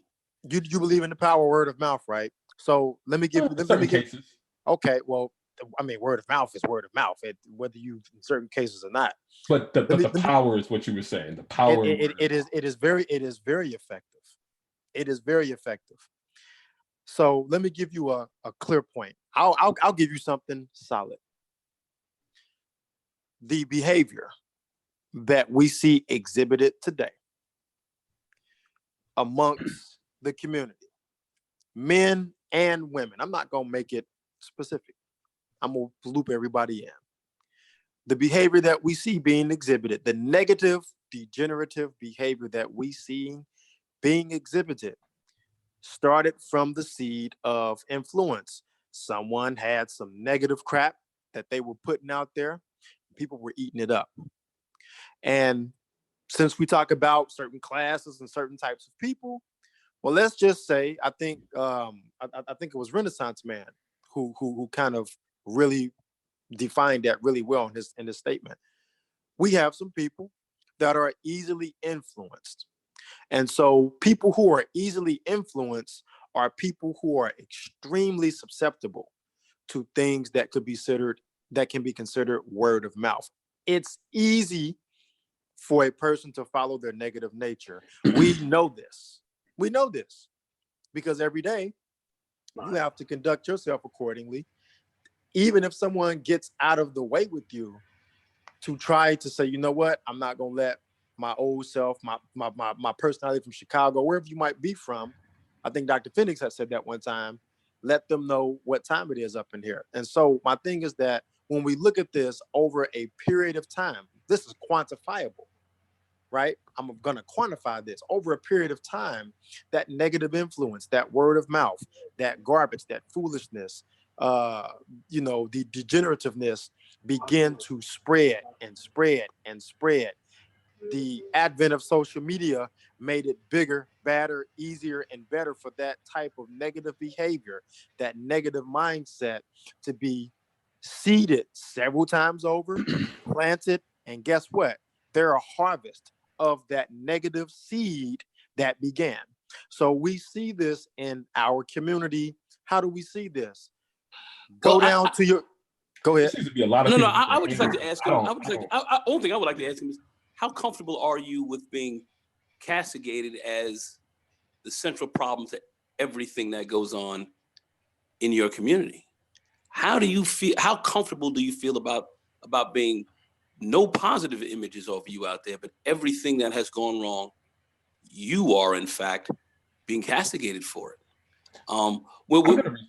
Where the truth is not really being told, and we have to take a look at what the real truth is.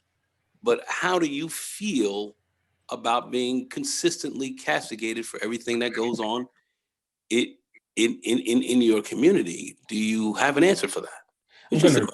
I'm gonna respond to that, but then right afterwards, it looks like people's hands are up, so I'm gonna not continuously respond. But I think that, just as you mentioned, was one point or one word that's very important to me, is the idea of truth, right?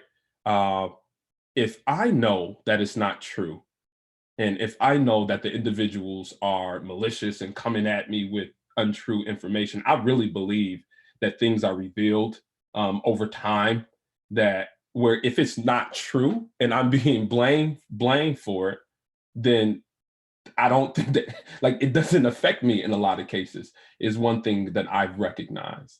And at times where things have gotten too high, I would address things offline, pull people aside. How do you know? How do you know? Have those hard discussions face to face with individuals and be able to come to some type of resolution, rather than, get a bullhorn and say everything back to other people. And again, I'm going to resign because there's a lot of people that had their hands up that haven't spoken at all. So.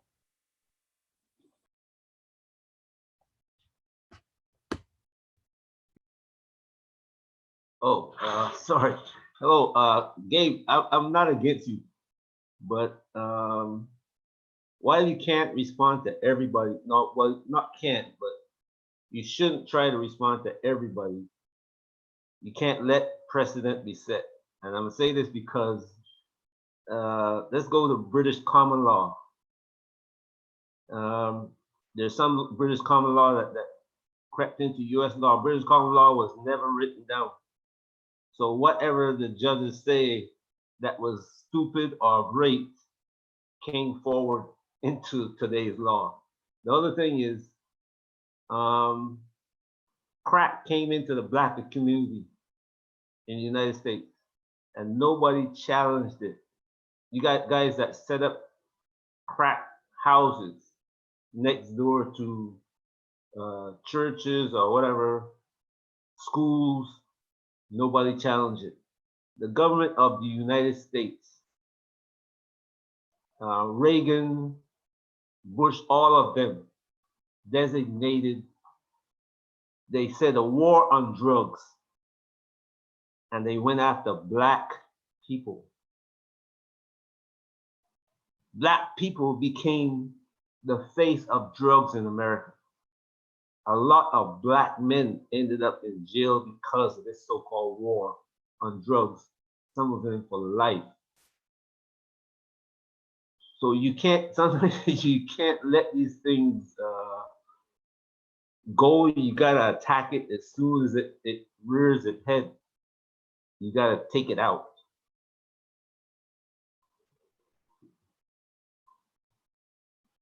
Let's go to Zo Royalty. And can you guys hear me? Yes, sir. Yeah. All right.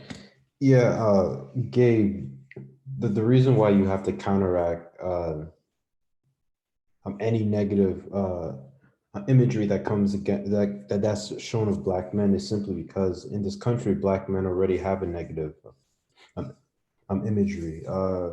When you look at the media, we're thugs, criminals, rapists, low IQ, lazy, low life, shiftless. I mean, this is propaganda that's been going back for 200 years. You're living in a country that is hostile to Black men, and you have people within our community that's pushing this imagery of Black men, and it's all over social media. When you look at it's a multi-front war. Like when you go on Instagram, you see the Shade Room. What's the other Instagram page that Black women like to go to? They always paint Madame Noir. Yeah, Madame Noir. It's a multi-front. You're being attacked on all sides. It's not only only on YouTube, this live stream. It's adding upon the narrative that Black men are useless, Black men are lazy, Black men are predators. We are pathetic lowlives, and that can lead to down the line for laws being passed on the justification that, well, we passed this law because these Black men historically were being shown as rapists. I mean, Black men were being lynched all over the South. What was the most common thing? Oh, they raped a white woman. But they never did. They just used that justification. Slavery. What was the justification they used to enslave us? Oh, we are uncivilized animals. We have to be enslaved so they can control. It's all about a narrative. That's all it is. And if you don't fight that narrative, it's going to lead to devastating consequences down the line. And it's not only on YouTube, it's all over social media. I mean, I've seen chicks I went to high school with. You know what I'm saying? Like I'm from New York, and I see chicks I went to high school with spouting anti-Black, Black men talking points. It's mainstream now in Black America, saying that, oh, Black men ain't shit, or Black men don't care about Black women. You have these Black feminists with thousands of followers on Twitter. Anytime they tweet something Black men is trash, it gets like 10,000 retweets. It's a real war out here. If you don't stop this, it's going to lead to devastating consequences down the line. That's the reason why Mike is trying to highlight this. Or at least the consequences like this. At least the consequences like this. You have people in the manosphere who are pointing this out, saying, you educated lames are suckers. This is and this is what we'll do to you. Exactly. And I guess one of my major points wasn't necessarily so much that it shouldn't be fought against. It shouldn't be, you shouldn't have any response back to it. It's just a method on having a response back to it. So let me give an example of a way that I think that would be a very good method. I'm just going to say this very quickly. And one thing that we've seen, right? I think that there was like an initiative at several schools where they would have like Black male fathers come up to the school on the first day of school to escort the children, right, into school, right, coming representing from all different occupations, right, as a united front. I mean, necessarily responding to the naysayers is one method that I'm not always thinking is the best method, and especially in this case. But I think some of the methods on fighting back from that is showing up and showing out. Like, and so for individuals who have been naysayers to say, hey, Black men aren't there for their children. I mean, what can you say to a united front of hundreds and hundreds of Black men showing up to the first day of children's school as a united, strong front? That narrative is dissipated, that negative narrative is dissipated by that representation, just by the picture of it. I mean, even the pictures that you guys put up as the avatars for the Black Brain Trust Talks, Black men standing in front of computers, Black men standing in all types of occupations, even the picture that we have right here for the open chat. I mean, I think those are very effective methods to respond. Yeah, but this is another way of showing up. Is by Right. talking about it. Sure, and Hey, I'm MOT. I'm just personally disagreeing with it, like disagreeing in the method, but I don't believe that it shouldn't be responded to. That's Can I really- say one thing? Can I say one thing before Josh stop him in a techie say something because his hands is up? I want y'all to know earlier this week, right, when I was leaving the office, right down on Wall Street, right between Nassau and Wall, there was a fight in the hall in the alley, and it was black children. Thank goodness that I turned back around to get an umbrella, because I never would have caught that situation. There were young black children, school children, couldn't have been no older than 13, fighting on Wall Street in an alley while everybody walked past. Everybody walked past. I went to that commotion. And when I got up on these young kids, man, two young guys, one guy with glasses, another young guy, black kids, wasn't white kids, it was black kids. They were chanting, yelling, screaming with the phones out, the lights turned on, the cameras going, while these two young kids sitting down there fighting in the alley in the rain. And I had company sensitive documents out by my laptop, financial documents for insurance. Could have got me ousted. I put that laptop down. I put those documents down, and I didn't care. Those kids wasn't about to kill each other, and I was embarrassed. I wasn't embarrassed because it was black kids that was fighting, and the fools that was around them that claimed to be those kids' friends or whatever was the same fools who was cheering, yelling, pumping their fists, had their cameras rolling, putting it all on Instagram, YouTube, or World Star, or whatever, screaming out World Star. I was as equally embarrassed as some of the adults who made it to success and are dignified. They was too dignified that day to stop them kids from fighting on that concrete before that boy went down and almost bust his head. And when I stopped them kids and I asked them, I said, you know what? What are you doing? I got right in the middle of it. What are you doing? And I shook them boys up. What is y'all doing out here? Why are you fighting? I don't know. You don't know? What are you doing? Well, they cheering. This is my point, and I'm gonna fall back. That's on a micro level, man, with children, and it was adults, black adults. I looked them in the eye. Some of them I seen up in the office kept walking, couldn't look me in my face when them kids was fighting. So we just can't stand idly and deal with everything. Not there's nothing wrong with it, Gabe. Being dignified. Sometimes you have to stand up. If you're gonna be a man, you got to walk the whole line.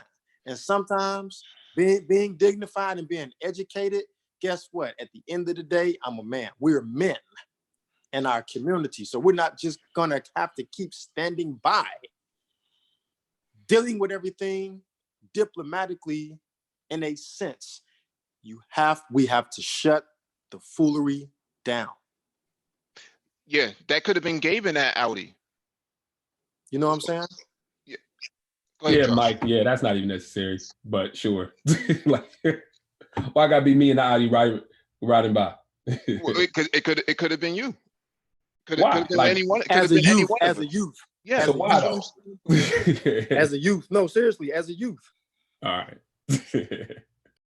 Go ahead, Go ahead, Josh. And then we'll go to Dr. Phoenix. What's up, guys? Can y'all hear me? What's popping, bro? I'm chilling, bro. So I mean, all I wanted to say was, to Gabe or whatever, and Zoe kind of hit all the points that I was gonna hit, but I mean, you gotta nip this in the butt, man, as soon as possible, because the narrative is already being pushed on black folks, on black guys, on how we're not sexually responsible, and all this stuff is just being pushed by the media and all that negativity.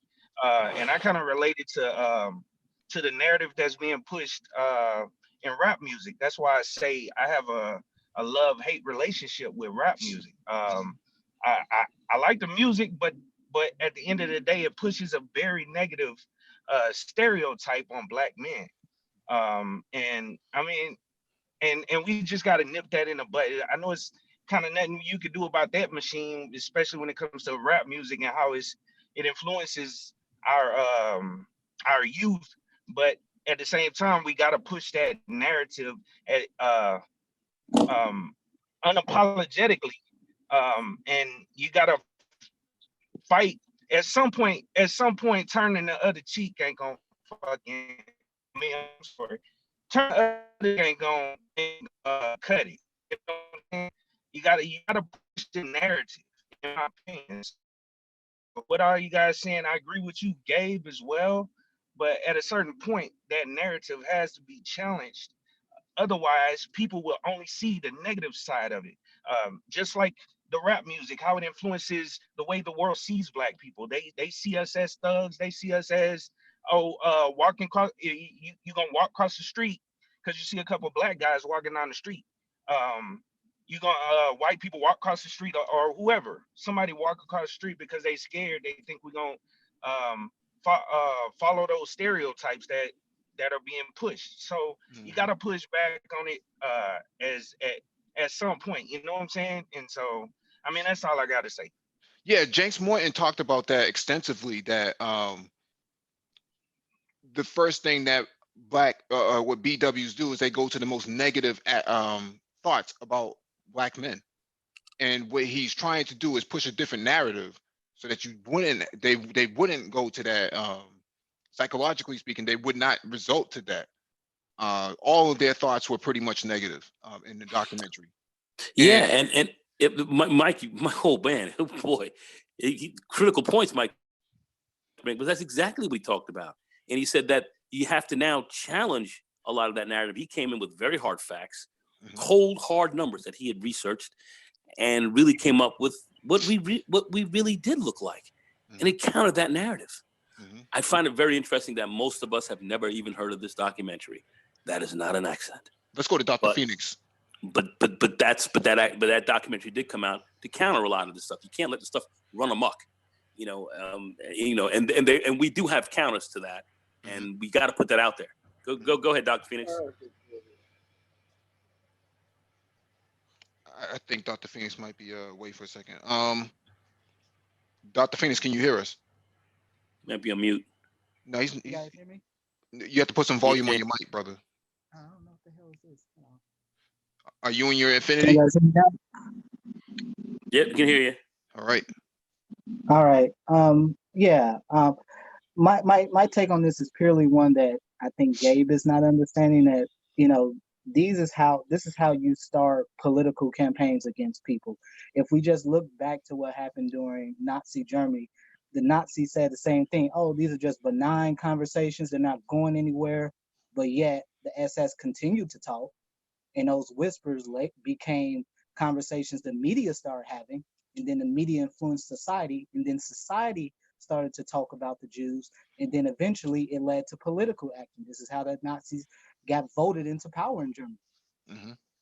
And again, if you clearly cannot see that these same parallels is what's happened to Black men over the last 40 to 50 years, that we're constantly being maligned, we're constantly being blamed for everything. It's totally okay to gun a Black man down in the streets, and everyone just finds some way to have some financial gain off of it, and nothing ever happens. No one ever gets punished.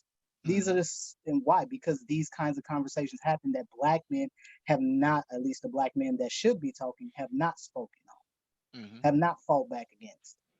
And these things do not happen in vacuums. They have to be. You have to take these conversations head on. Yes, you have to confront these people. You don't just sit on top of a hill and wait, because there have been many of kings who fell because the people spoke against it. Yeah, I think that it's still been a misconception of what I'm actually saying. Well, there's no misconception about there it. Is. Because I just said not too long ago, like a couple of seconds ago, it's not necessary. Okay. This summer, what do we All right, hear you over want the to go summer? ahead? We got grown ass men in their damn 40s, ain't been with a woman over 20 years, talking about black men are going to foreign countries to go be sex tourists to sleep with underage girls. Okay. I mean, these are the same damn conversations we've been hearing for years. I mean, even if you go back to what, about 10, 15 years ago, there was a very well-known professor in what, Ebony or Essence magazine. Yeah, it was Essence. Wrote that infamous article, "Don't Blame It on Rio." Yep. Calling black men who were going to Rio sex tourists, sleeping because sex was easy and you can pay for it. It was cheap. You were sleeping with underage women. You were taking advantage of the social situation, the socioeconomic situation there. Yeah, I don't know why this is all being I was in this conversation. I was in the heat of that time, and it was lies. Wait, because my point has never been that it shouldn't be addressed. It's who should be who. Brother, it doesn't matter who's Let me speaking. finish, Dr. Finn. Let me finish talking. I'll let you finish. All right. But what I'm saying is that who is this information coming from? If they're worthy to be even responded to. But as it concerns the negative things, I mean, I just said it maybe 10 minutes ago. Said I think it's the method that I'm disagreeing with, not necessarily that it shouldn't be responded to. So let's not bring up all these historical circumstances and try to make parallels to say that I'm saying that we should just sit back and fold our hands and not do anything about it. It's in the method, not necessarily in in doing anything about it. So let that be clear. Again, Mike brought up the broadcast that King Sigma did early in the week. He did a really good one yesterday, and I was on that one yesterday, and I broke down the numbers from the CDC about who really has the STIs in the black community, because for decades now, all we've heard, is black men giving black women HIV and AIDS.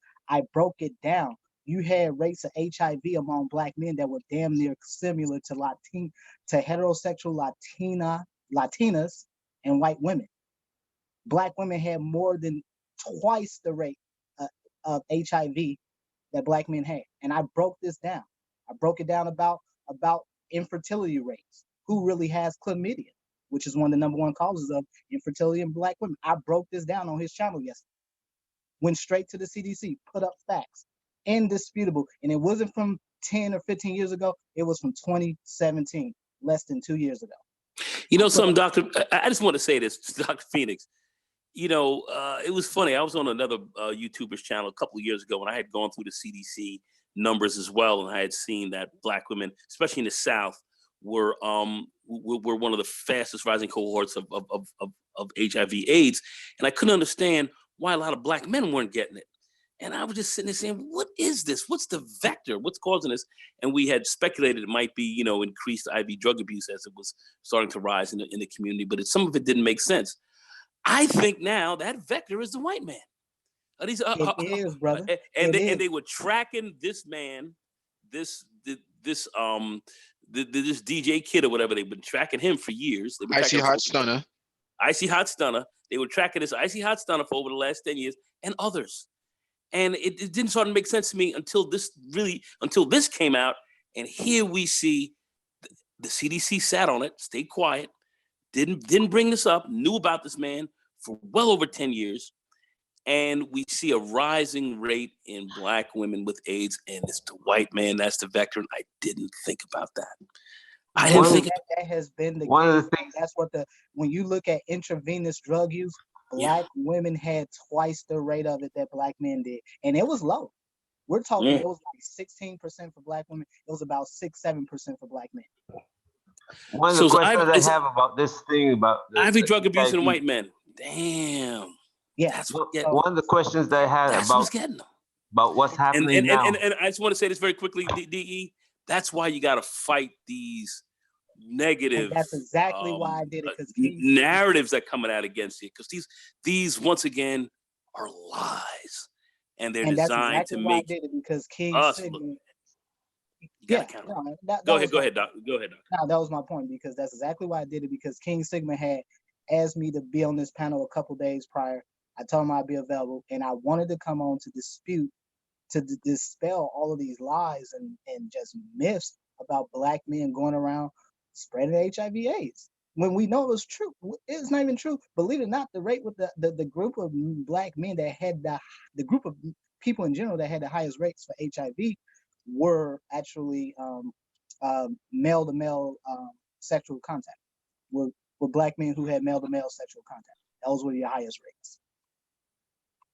And so I mean, gotta and counter the lies. Gotta counter them. yeah. Gotta counter them. And then if you just suppose that, okay, so where then, if we know as black men who are having male to male sexual contact, then where are these men coming from? The only logical answer is they're coming from the prison system. But yet you have black men like the brothers on this panel that get blamed for all of these ills of black society.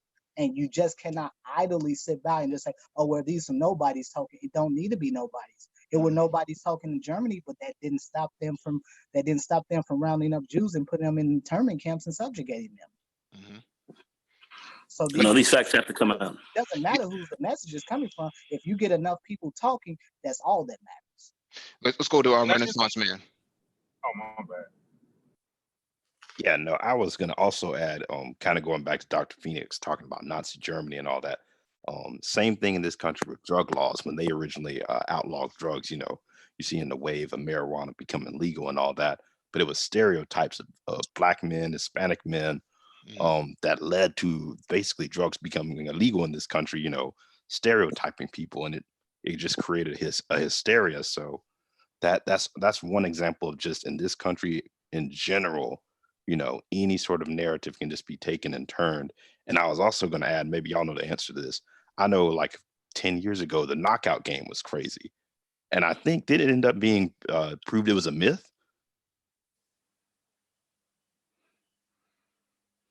Would you say that one more time? The knockout game didn't end up being proved that it was a myth?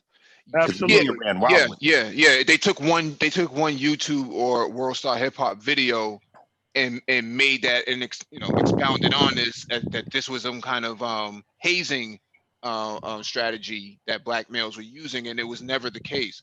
It was actually the opposite. It was actually white men who were practicing MMA running around knocking out black men, but that never got talked about. But yeah, see, that's an example of, once again, one small narrative and the media runs wild with it. Yeah.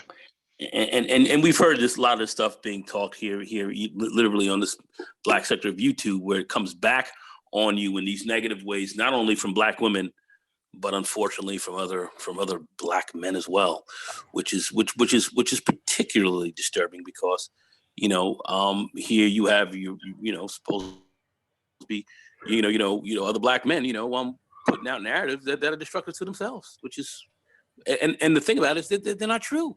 Yeah. So this is what's dangerous. This is why we have to counter this stuff constantly. There should be a counter to all this crap that goes on. Let's go to Josh, and then let's go to Man of Tomorrow. Yeah, and it was just one thing I wanted to add as well, or kind of ask a question to the panel as well. Well, mainly Gabe. I mean, and it's rhetorical. Where did this whole hater thing come from? Because I don't subscribe to that, and I know it's rhetorical, you ain't got to answer, but this whole hater thing came from, or I got haters and all this shit, it all came from the rap culture. It's all negative in my opinion, and I don't subscribe to I ain't got to respond to my haters or whatever. Nah, you got to respond, man, because words matter. And if somebody's saying something and putting a negative stereotype on you, in my opinion, you have to say something. You can't just sit there and take that. You know what I'm saying? I mean, I understand, it's certain ways you conduct yourself when we in a corporate environment or whatever, but outside of that, you got to respond to stuff. You can't just let I'm not going to respond to my haters. Haters motivate me. Fuck that, man. You know what I'm saying? So, I mean, that's all I got to say. Yeah, I think my points I thought they were clear. One is that you don't have to respond to everybody. And two, you don't have to respond to everybody the same way. Yeah, I don't know how much. I understand that. I understand that. I'm not trying to just say people just sit back and don't say anything or don't respond in any way. No, and I understood it. I understood you were saying it that way, but at the same time, when these scenarios, when these I lost the word that fast. These Scenarios. I stereotypes get what you're saying, brother. get pushed. Yeah. So I mean that's all I'm saying. I'm not coming at you in any kind of. I'm kind of talking loud because I'm driving back to San Diego. So No, you good. I No don't- offense taken. I- No offense taken. I'm yeah, yeah. okay.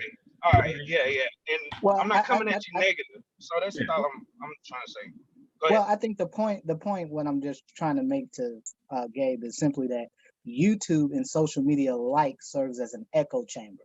So it can be some nobodies that can say this. And this reverberates out into the greater society and into the media. So that is something that we that needs to really be taken into account. These are not just some benign, low level, non-important people talking. No, these vectors, YouTube. This is why Black men finally have a voice, because YouTube serves as an echo chamber. Look I at don't look think at I don't think every conversation on YouTube reverberates to something greater.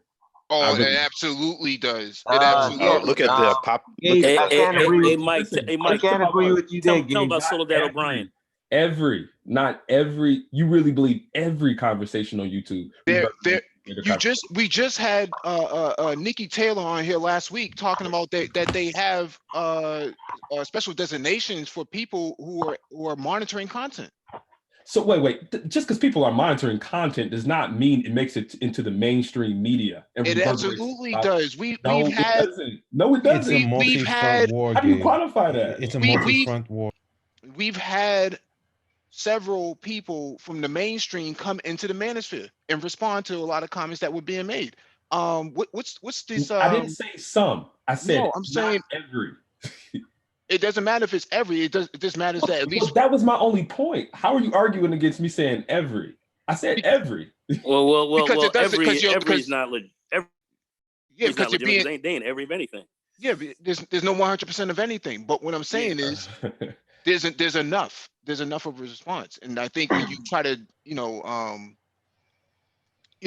discredit it by saying that not everybody or not 100%, it doesn't matter.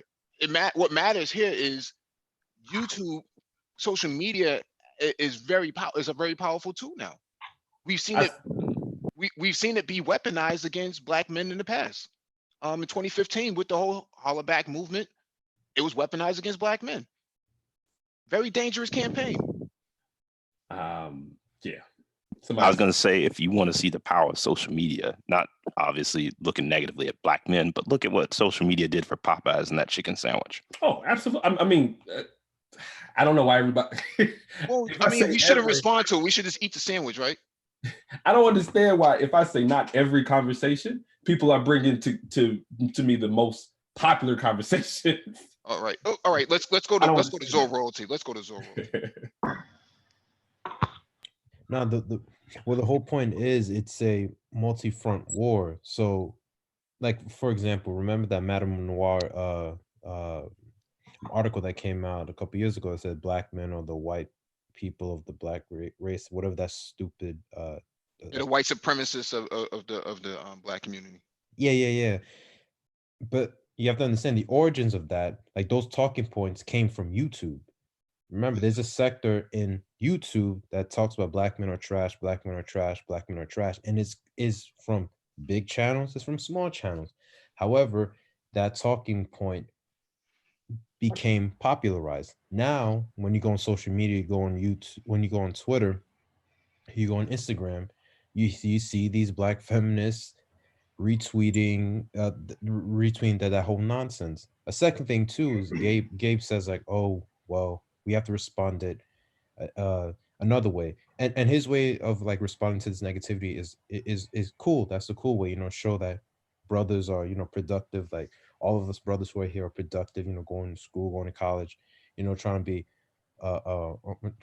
be a better brothers. But at the same time, you have to, there's different ways you can confront the different narratives. So you can use the positive way, but sometimes you have to clash at it head on. Like in war, and you sometimes have to use guerrilla warfare. Sometimes you gotta use conventional warfare. You know what I'm saying? When you're fighting a multi-front war, you can't just fight one way. You just have to adapt to the different battlefields. So That's the reason why the Black Brain Trust is doing what it's doing, because we're being attacked on all sides out here. So we have to adapt to every single battlefield that we are in. Let's go to Man Tomorrow. Sorry. All right. I mean, from the military to corporate America, you have to be on top of them narratives whenever they're said against you and about you.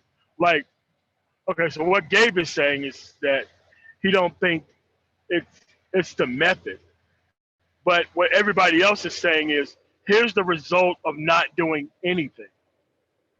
So there's kind of like the two sides of the coin here.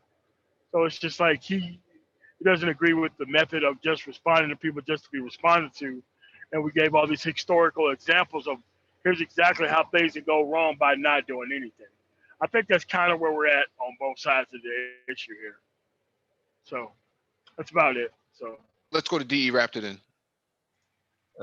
There's a segment of the Black men that the women consider to be theirs already.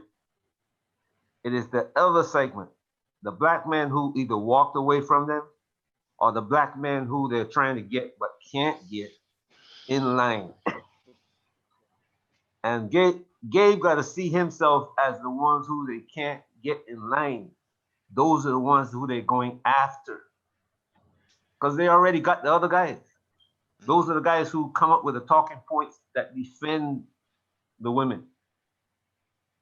So it's you, the one who is in trouble now, who they aimed at when they say Black men this, Black men that, Black men don't defend them. They're talking about you. They're talking about me because I don't defend them either. I'm not going to put myself in line when they're not going to listen to me. I've tried that. I've seen Black women. I've seen a Black woman, this 80-year-old Caucasian woman walking, and a Black woman followed her to the parking lot. I said, look, sis, if you do that, somebody's going to call the cops and you get arrested. She turned on me and started berating me. I said, you know what? I don't need this. So I walked away. The men who walk away and the men who don't defend them are the ones who they're upset with. And they make these comments, they make these videos about. That's us. Mm-hmm. Let's go to Ty City. What's up, bro? I'm just sitting back in the cut, man. All right. Go back in the cut, fam. Hey, man, y'all just went around in circles for like an hour.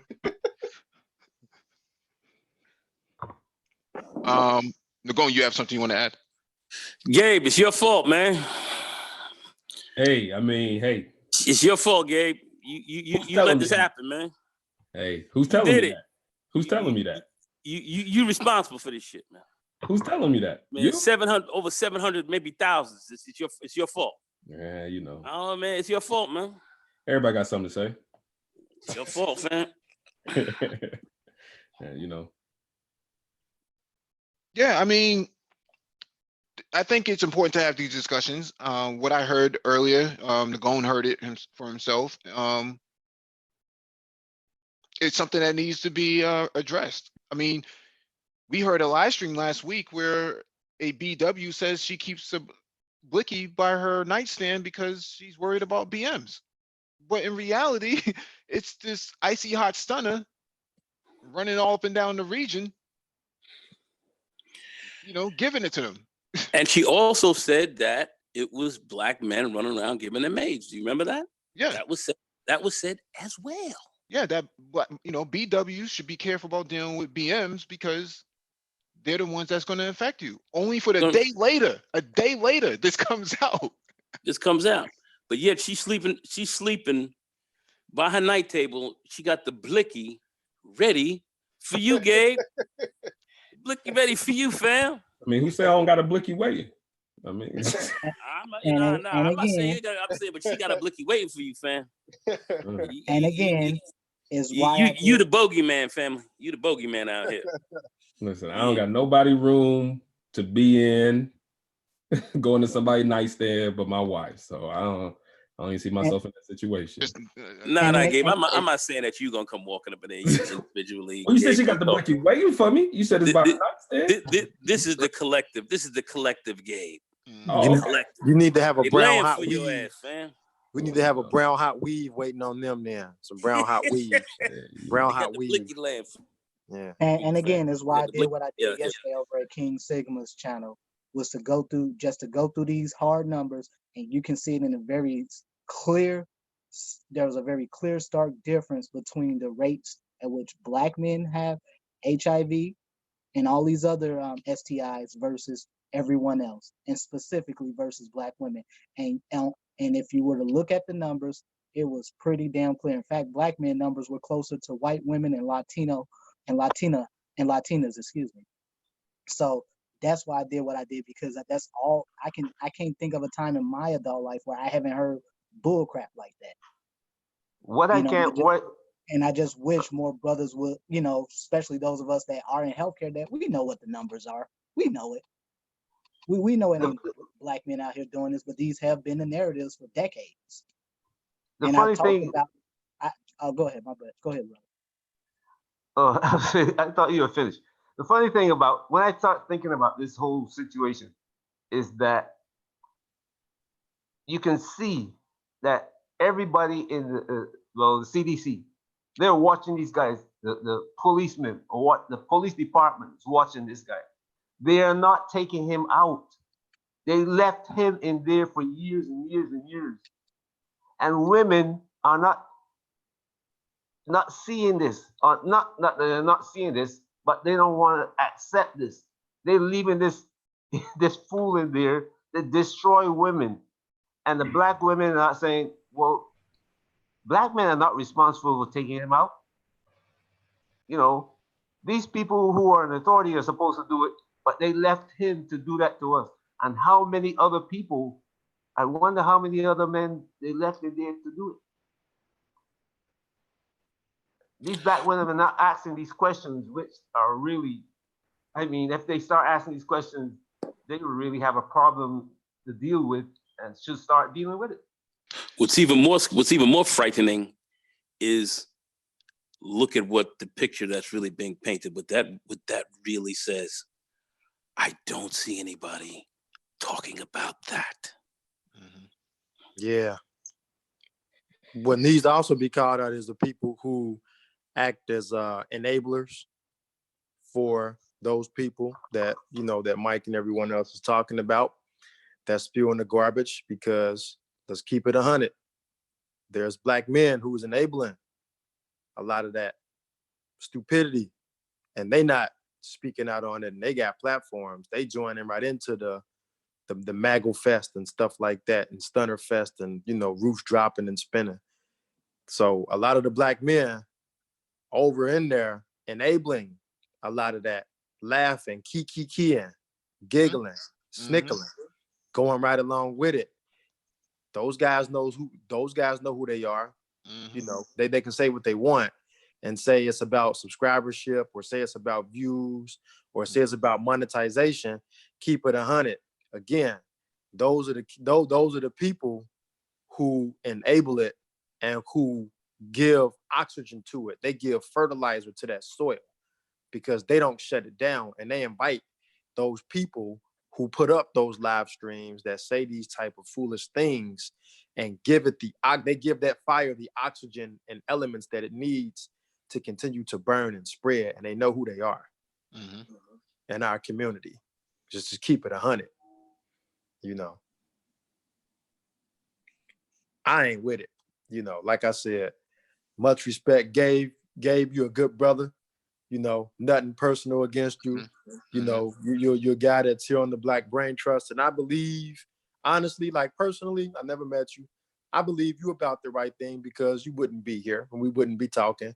We wouldn't be going in these circles, But those people know who they are, man. And they just ain't about the right thing. And me, I'ma just say it, man. I'm a cool brother until you push me. And it's just only so far that I'm gonna let you go, knowing and having knowledge to let people just get off they funky. You're just not finna get it on, man. You're not finna get it on. So yeah, I just think it's important for in whatever type of forum, right, a respectful forum or whatnot, that it's important for there to not only be, you know, diversity of topics, but also diversity of ideas, right? Individuals expressing different opinions is not a disruption or trying to stop people from talking what they're talking, right? I mean, we come into the corporate boardroom in certain cases. We come from different backgrounds in our work environments, and we express different opinions that aren't always necessarily the same opinions of the masses. So I think that's something that should greatly be encouraged. And I don't know, I just personally have never been very opposed to expressing my difference of opinion, but you know, hey, it's not always the most received. But hey Gabe, I think you made some pretty good points here. I mean, I was just kind of just saying, hey, listen, man, there's a collective move out here against all of us, really, and you're part of it. Whether you see it or not, you're part of that, man. I mean, you're family man and all that, but still, you are looked upon by some sectors as a problem, and you're nowhere near a problem, but you're perceived as that. I got a problem with that, Gabe. I got a problem with somebody looking at Gabe sideways, where he's done nothing, where he's doing all the right things, and yet he's being castigated for something that he may not be truly responsible for, but yet they're putting it on him and saying, Gabe, you're the fucking problem. I got a problem with that, Gabe. I got a problem with that. You know what's interesting here is this comment in the chat from Sweet T 777. She says, I'm assuming it's she. In my opinion, we are all responsible for those underage girls with their degenerate behavior.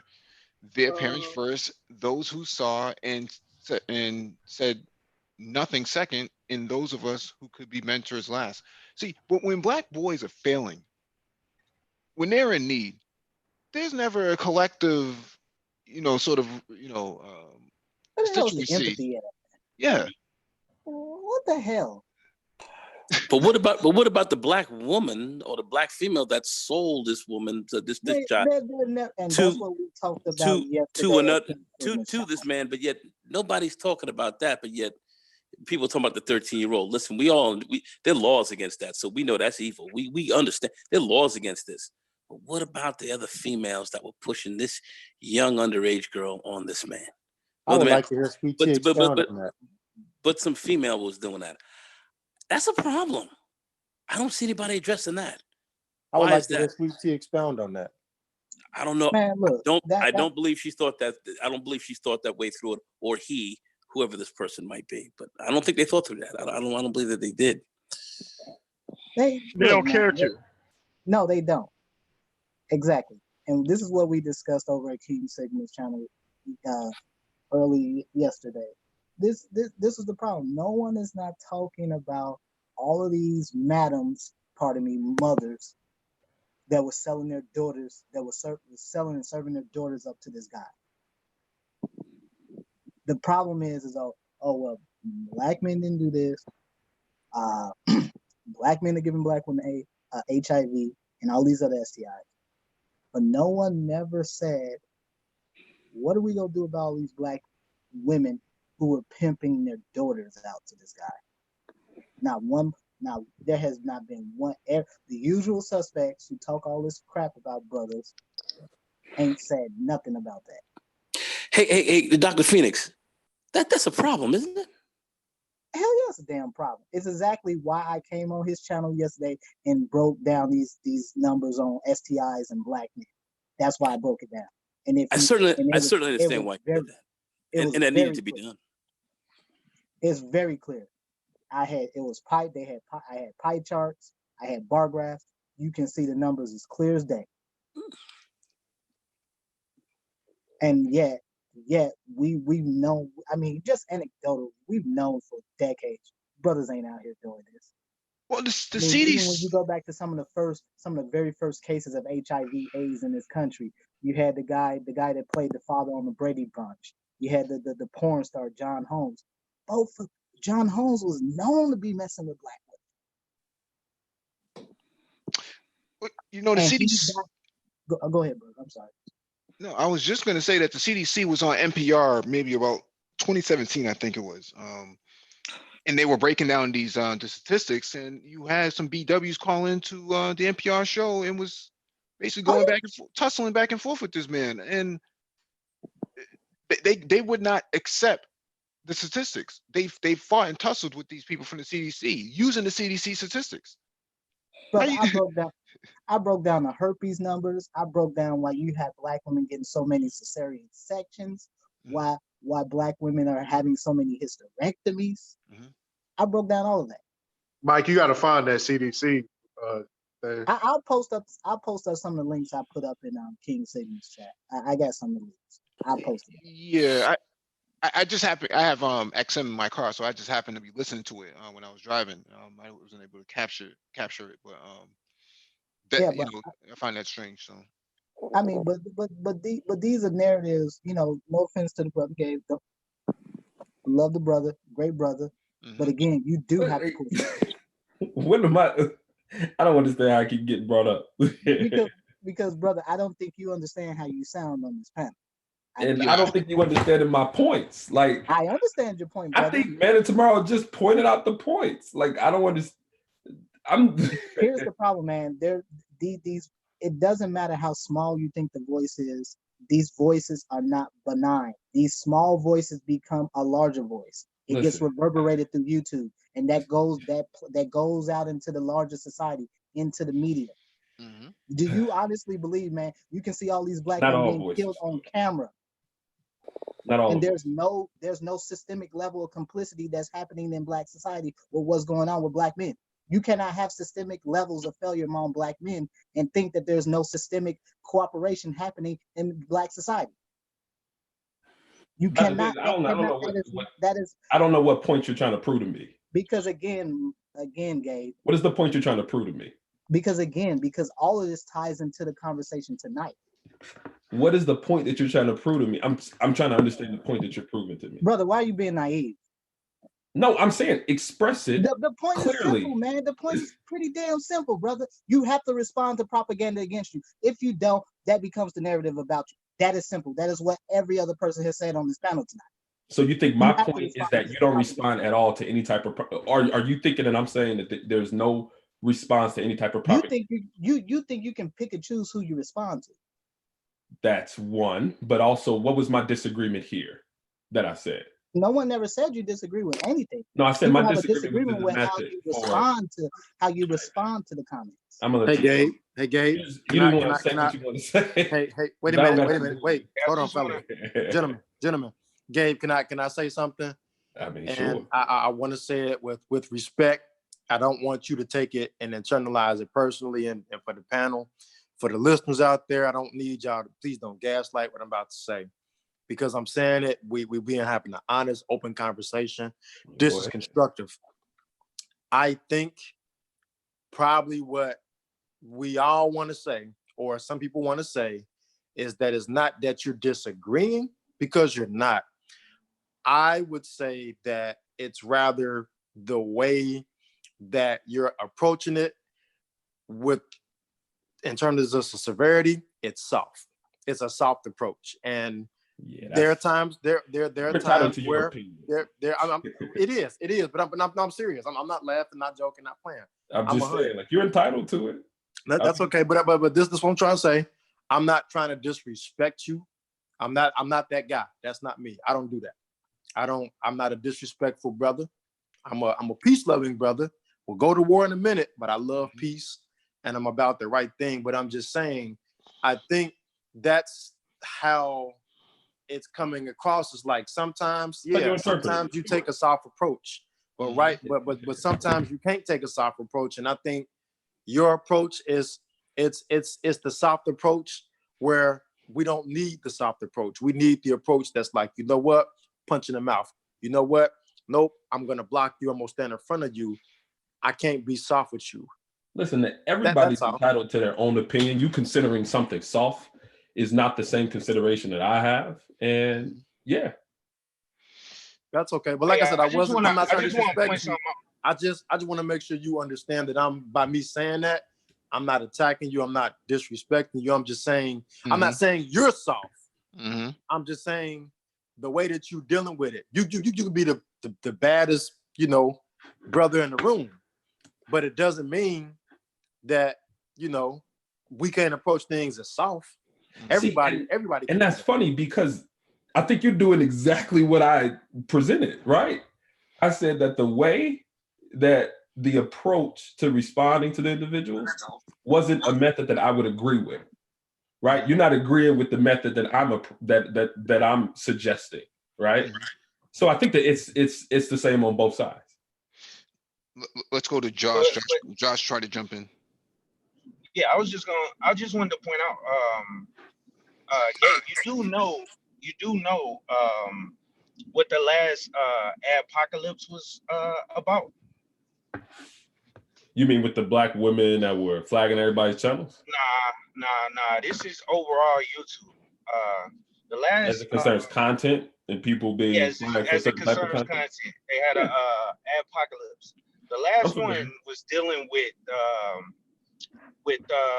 this guy. He made this YouTube video basically pointing out that the algorithm at some point will lead you down a hole or a rabbit hole to pedophilia. Now I'm not trying to stick on that part of it, but everybody has a voice, and I guess that's what my point is.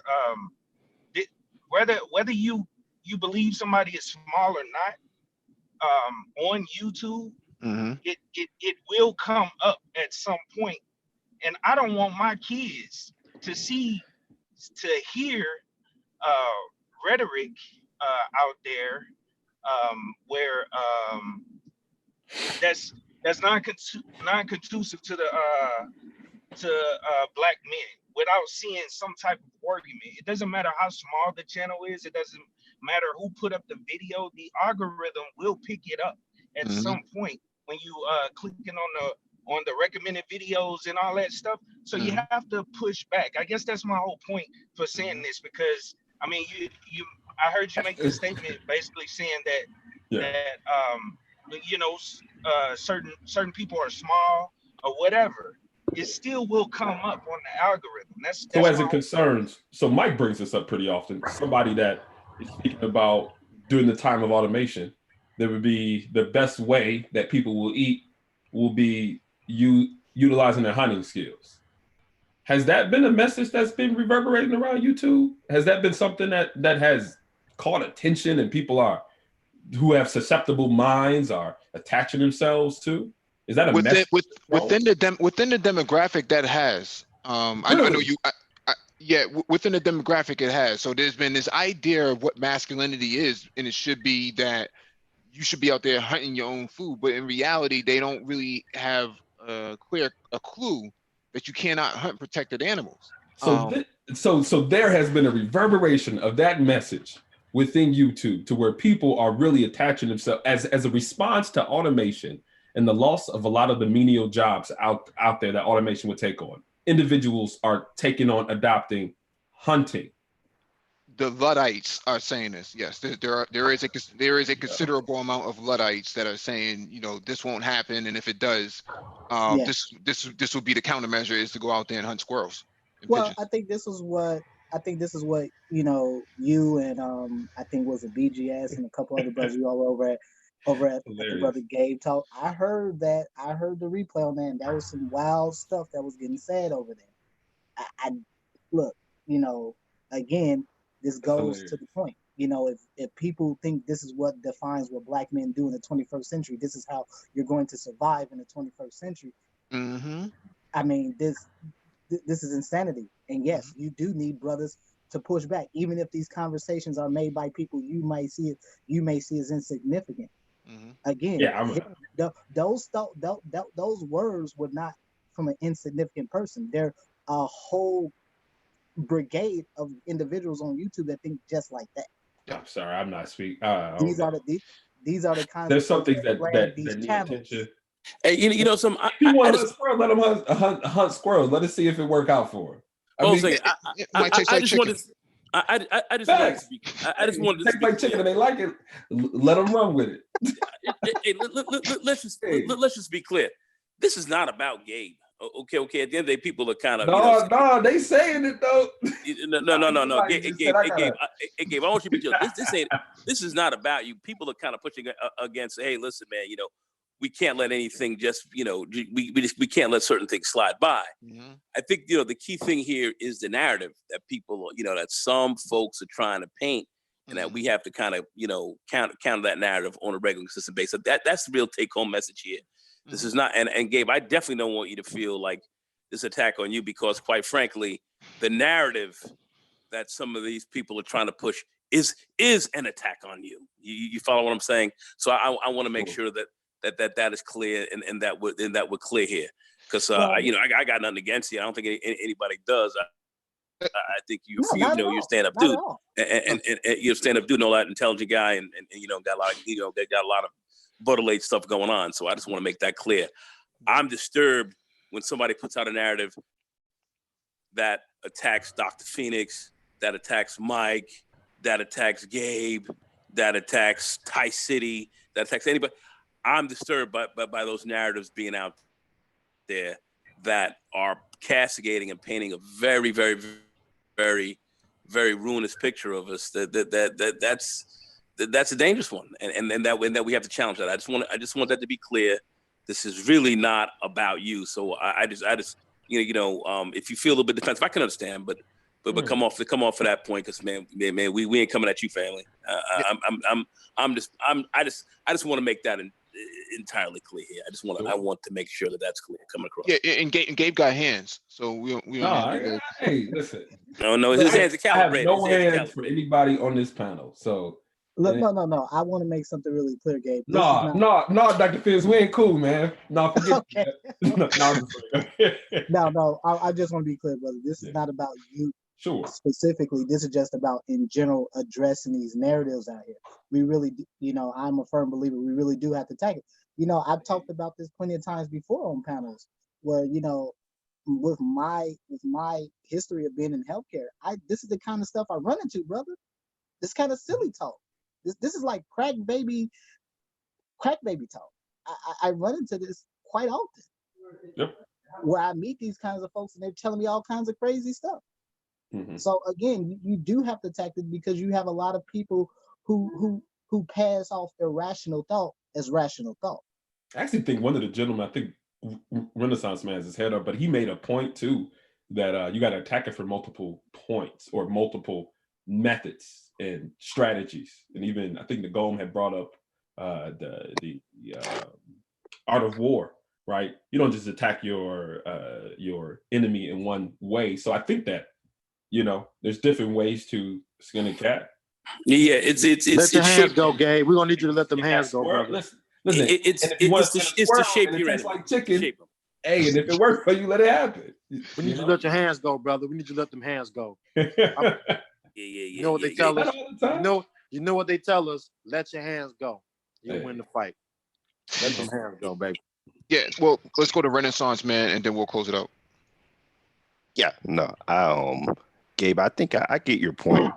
Definitely correct me if I'm saying this wrong, but you know, like you said earlier, there's some points you don't believe you should respond to just because they're minute and don't really not worth responding to. And then also there are other ways to go about responding other than challenging people directly. I was gonna ask you on this point though, with the accusation just specifically that has been leveled in this situation, do you see this as a situation where you need to respond regardless of how small or, you know, how irrelevant the person may be? Because it's one thing to say Black men who are educated are lame, they have no game, they're boring, you know, it's another thing to throw out, hey, you all sit back and let this stuff happen. I mean, I don't even see the logical connection. How they can explain a little bit deeper to me. There was a white man going out there infecting individuals with HIV and AIDS or whatever STIs or STDs. And in some way, those brothers who have nothing to do with that type of situation who did not, you know, lead women to him or anything. I don't even see the logical connection between brothers like us in that situation. I mean, this is just for me, just thinking about it based upon the explanation. So, I mean, it doesn't even make sense that that connection would be made, right? So I don't know. I mean, I'm not trying to spark up a whole new conversation, but just wanted to respond to that question that you have. So no, I don't think it is, because it doesn't even have a logical connection to brothers like us. Okay, no, fair. That's all I want a clarification on, is just where you were coming from. Sure. All right, man. Shout out to O'Shea Duke Jackson in the chat. And thank you all for joining us, man. I did not intend for this live stream to even go this far, this long. It's supposed to be only about 20 minutes, and it ends up being a couple hours. So thank you all for joining us. Please hit the like button and share the video if possible, and hit that notification bell so you get all the updates from the Black Brain Trust, including those posted on the community tab. And until next time, shalom.